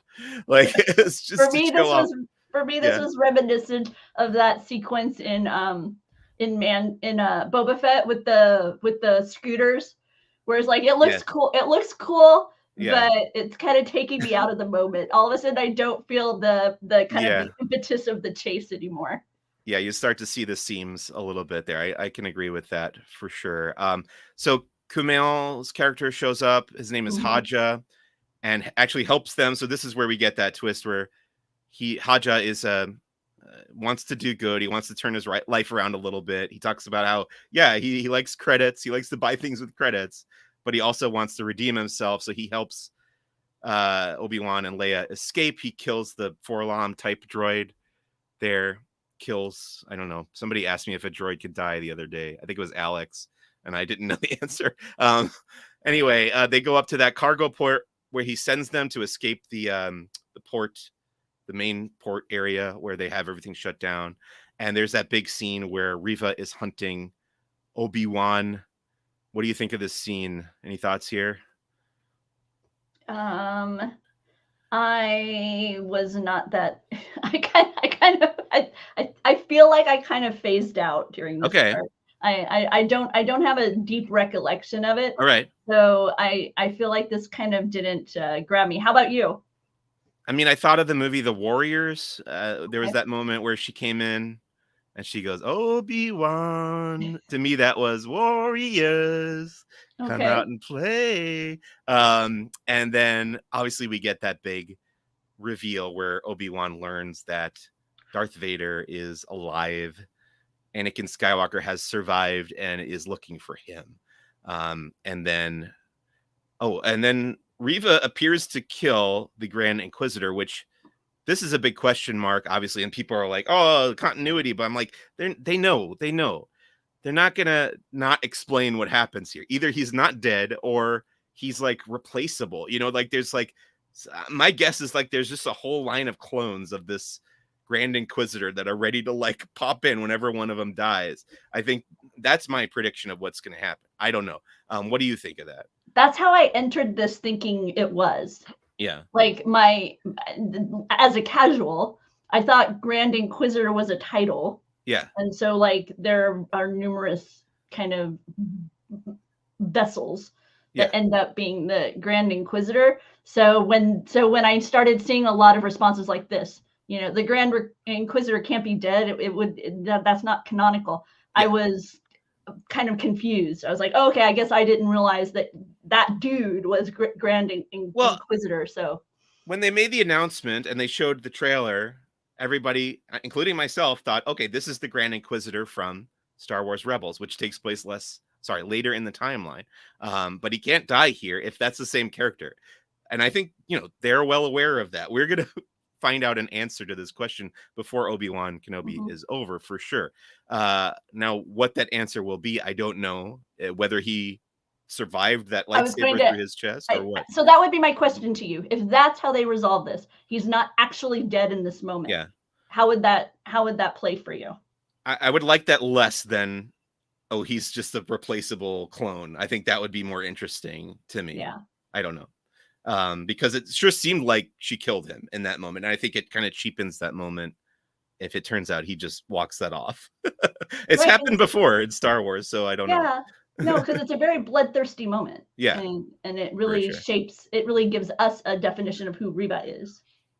So I interviewed somebody after the screening at Comic-Con, sorry, Celebration, Star Wars Celebration, right after the screening of Obi-Wan, and she had a Ewan McGregor, it said starring Ewan McGregor in the credits font on her shirt. So I was like, oh, this will be a great person to talk to about her reaction. And she said she loved she loved Hayden Christensen's performance in this episode. And I I'm so happy that this person talked to me. Thank you if you're out there listening for chatting with me. But in my head, I was like, Hayden Christensen's performance, he opened his eyes. Like, I don't know. There wasn't a lot to it. I don't know. I'm sure I'm looking forward to seeing more and seeing what he does, but there's not a lot to that Vader scene, right? No, I'd agree. I'd agree. There wasn't a lot. There wasn't a lot of Hayden in that particular episode, but he was there. It was nice of them to go ahead and give us a little bit of that, since we all know he will be part of the series. So it was nice to get that little nod. And yeah, this show is so. I want to like it, but I'm scared. I'm scared to Yeah. invest. I'm scared to invest in it because it is touching on aspects of mythology that are so near and dear. Yeah. Well, we're going to talk about that's the last thing that I want to talk about. We'll get into that in a little bit more in a bit. Let's go through the cast. Okay. From the first episode returning to this episode, we had Ewan McGregor, Flea, Moses Ingram, Vivian Lyra Blair as Leia, Rupert Friend as the Grand Inquisitor, and Sung Kang as the fifth brother. And then new cast members for this episode, Kumail Nanjiani as Haja Estri. So Maurice Alvarez was credited as Nietzsche, and she was credited pretty early on, but I can't figure out which character that is. Do you know who that was? NYCHE. I'm not sure which character that was. I don't. I couldn't put it together. Maybe she was one of Flea's like hench people. I honestly don't know. Raya Kilstedt was the fourth sister, so we got to meet another Inquisitor, and I think the fourth sister has been seen before in Rebels, if I'm not mistaken. Hayden Christensen, of course, shows up for the first time as Darth Vader, but he's just in the back to tank there. Dan Considine from Our Flag Means Death on HBO is Denson Clord. He's like the guy that Obi-Wan talks to at the port when he first gets on the planet. Tamura Morrison, a guest star as the veteran clone trooper. Ewan's daughter, Esther McGregor, plays Tetha Grigg, which I think is like a using some of the letters in her name mixed around. But she's the girl who gives him the spice in the beginning when he's wandering around the streets of Dayu. Then there's a child actor named Jacoby Swain who plays Jaco. He's the young kid who brings Obi-Wan to Kumail, to the Haja character. Okay, there's one that I didn't put on the list here that I discovered after I made the outline, and this is a actor named Indy Desroches, and he's playing a character named Corrin.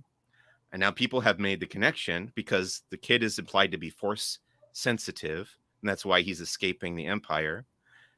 This is a character named Corrin Horn from the Star Wars Legends timeline, who's a force sensitive X-Wing pilot. And now people think that they're setting up this character maybe to appear in Rogue Squadron or something else like that.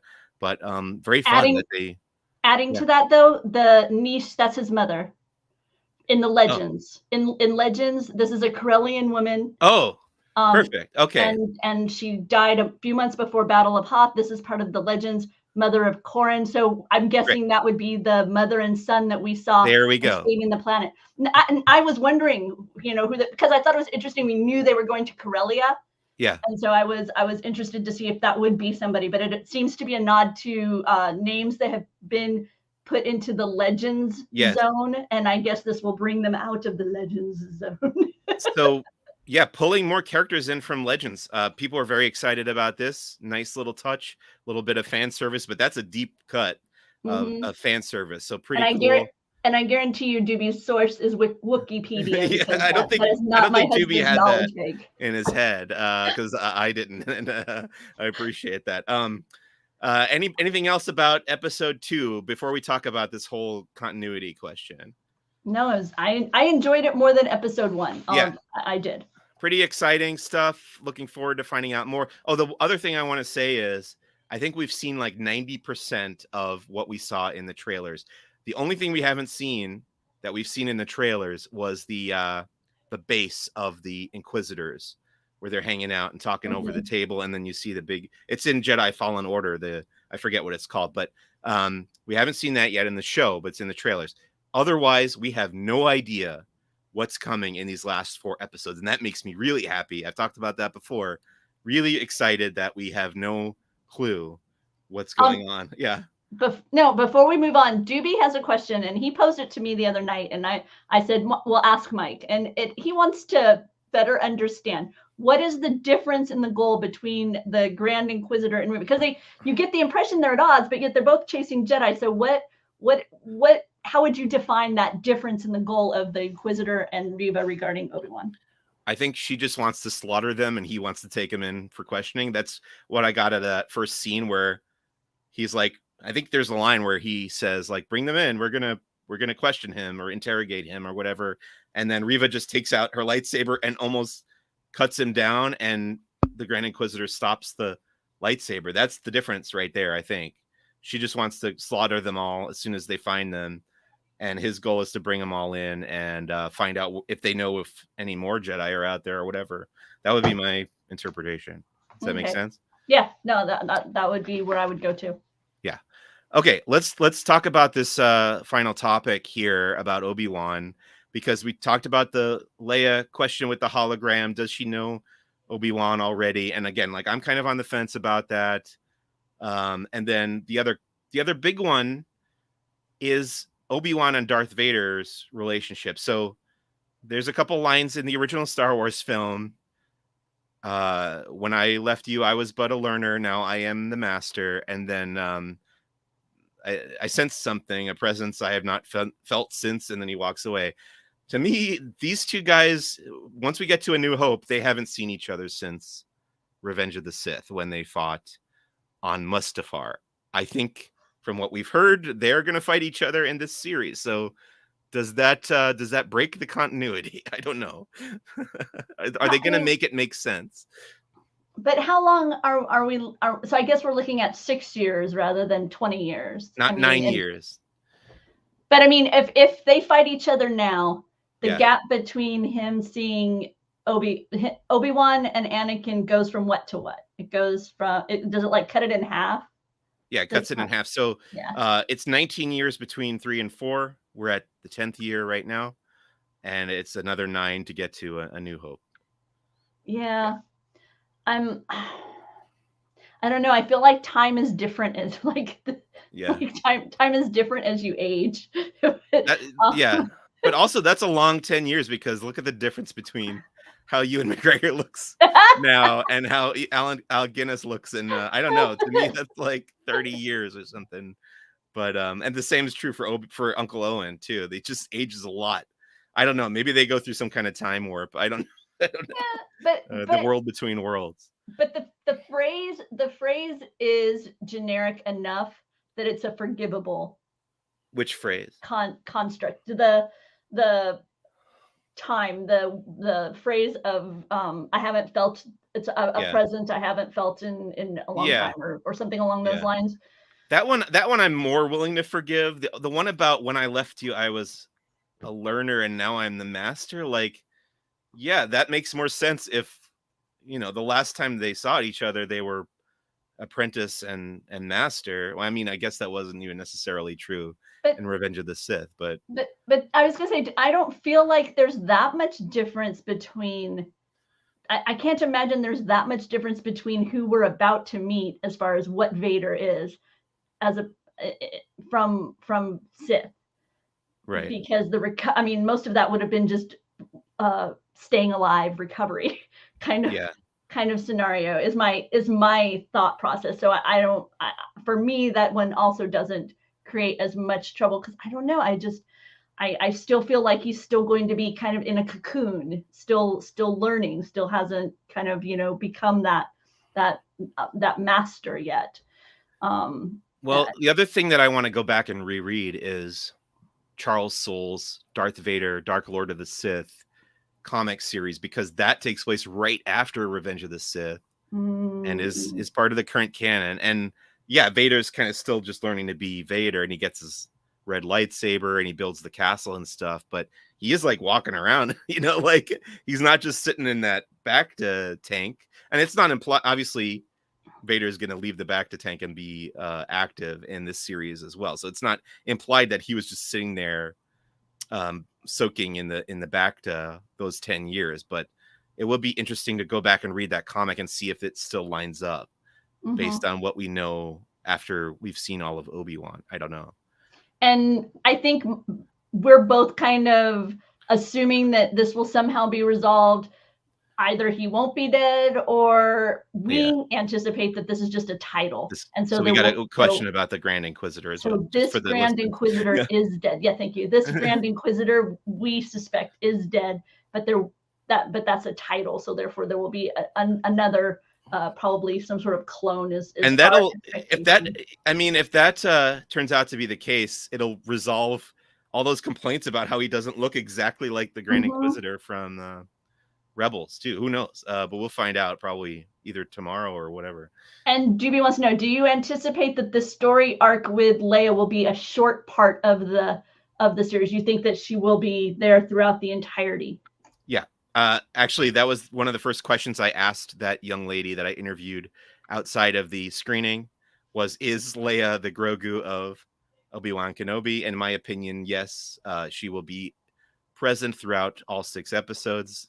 I really highly doubt they're going right back to Alderaan to drop her off. I think she's the arc. She's the Grogu, except she's much more talkative. Yeah. And strong-willed. Yeah.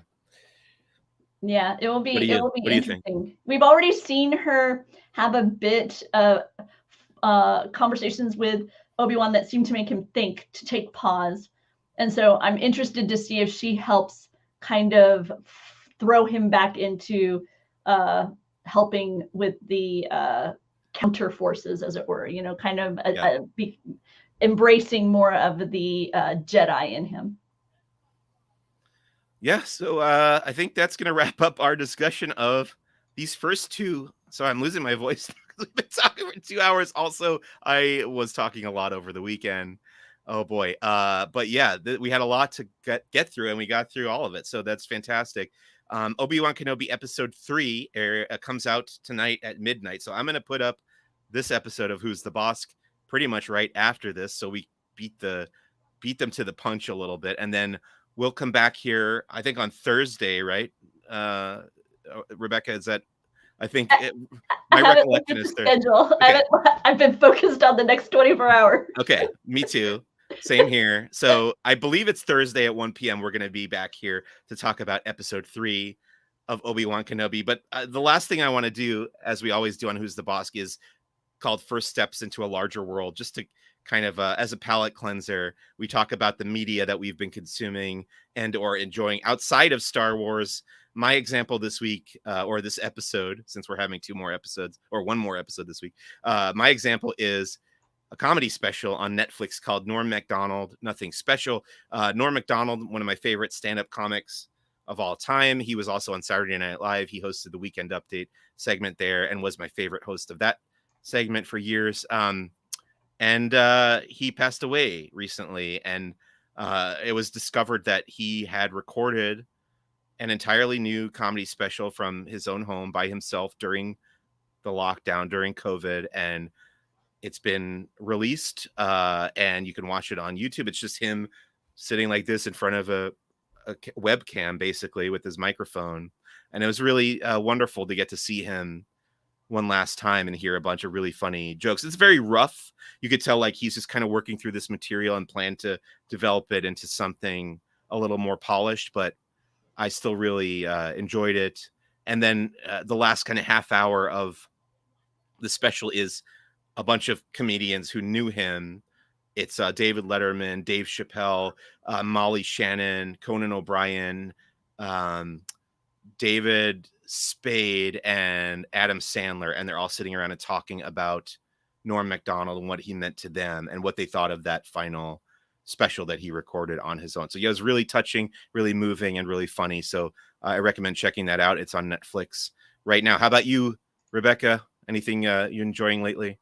I just returned from Orlando, where I got to get a sneak peek at the new Gateway exhibit, the deep space complex that's opening in a couple of weeks there, and going to be writing it up for Laughing Place. This is a new exhibit where they're able to showcase the current space travel. Typically, NASA's Kennedy Center is focused on kind of the history of space travel. You've seen, Apollo program, you've seen the space shuttle. Well, now we've got some of the Boeing equipment on display. We've got the SpaceX vehicles as well. And some of these items are actually space flown. They actually are flight used.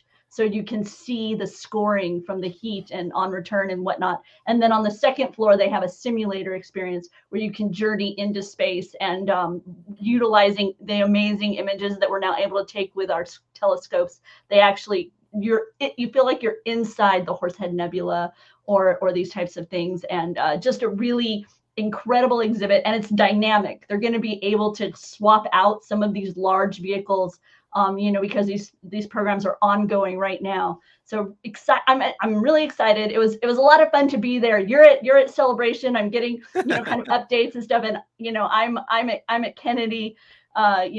Finding out more about this new exhibit, and so it's just, I don't know. It's been an amazing week at Laughing Place. We've had team members in New York City for some Disney stuff happening there. Out in California because Fantasmic returned. You obviously had Star Wars Celebration. We had numerous people there, and if you didn't visit Laughing Place during this particular event, please go stop by. Check out all the videos on this channel as well, because we did really amazing, thorough experience write-ups on what was happening at the expo. We had just a lot of fun doing it too. I'm sad it's over, Mike, because there was such joy. It was such joy. Yes, it was very joyful and exhausting. So I'm glad it's over for that reason, because I get to have a little bit of rest, at least at nighttime. But yeah, at the same time, I think I said to Benji in the car on the way home yesterday when he dropped me off, I was like, I would say I'm sad that Celebration is over, but I get to go back to my regular life of consuming Star Wars, 24/7, except there's like fewer people around. That's basically the difference, and it's I'm extremely privileged to be able to live that kind of life and make a living doing it. So excited. Yeah. So as soon as we got back from Celebration, I immediately went out. Tori and I went and joined our friends at Skywalking Through Neverland. There, you can see in that picture, at Rocky Peak Park, which is like 20 minutes from where we live in the San Fernando Valley. And we went and visited the locations from the Mandalorian episode, The Tragedy, which is the planet Tython, where they shot those scenes. We've been there a couple times. I shot a little thing up there, and some of the folks there had been there before, but then some had not, so they got to see it for the first time. But yeah, it was just a fun little thing to do with some of the other fans who were in town for Star Wars Celebration, and gave a nice little button on the end of Celebration and that whole experience. Yeah, I'm really thankful that we were all that it was able to happen. And it was so wonderful to just see so many people, see the cosplay, see the creatives have that interface. The Emperor Palpatine, Ian talked about how he's a theater actor, and he missed that interaction, because when you're on screen, right, you don't get that instant feedback. And so it was nice to once again, kind of feel that energy from the people. And I'm now more eagerly anticipating the D23, the Disney D23. Oh boy, I know, it's like this on a few months from now, right? Yeah. Yep, it's this plus it's Star Wars plus everything else Disney owns, which is a lot. It's a lot of stuff. Okay, that's going to bring us to the end of this episode of Who's the Bossk? One of the longest ever. Actually, we've gone 2 hours and 10 minutes now. So thank you so much out there if you made it to the end. And I want to thank my guest, Rebecca Mosley. Thank you for coming and chatting with me about Obi-Wan Kenobi. Rebecca and I will both be back on Thursday with another guest to talk about episode 3 of Obi-Wan Kenobi. So thank you again out there for listening.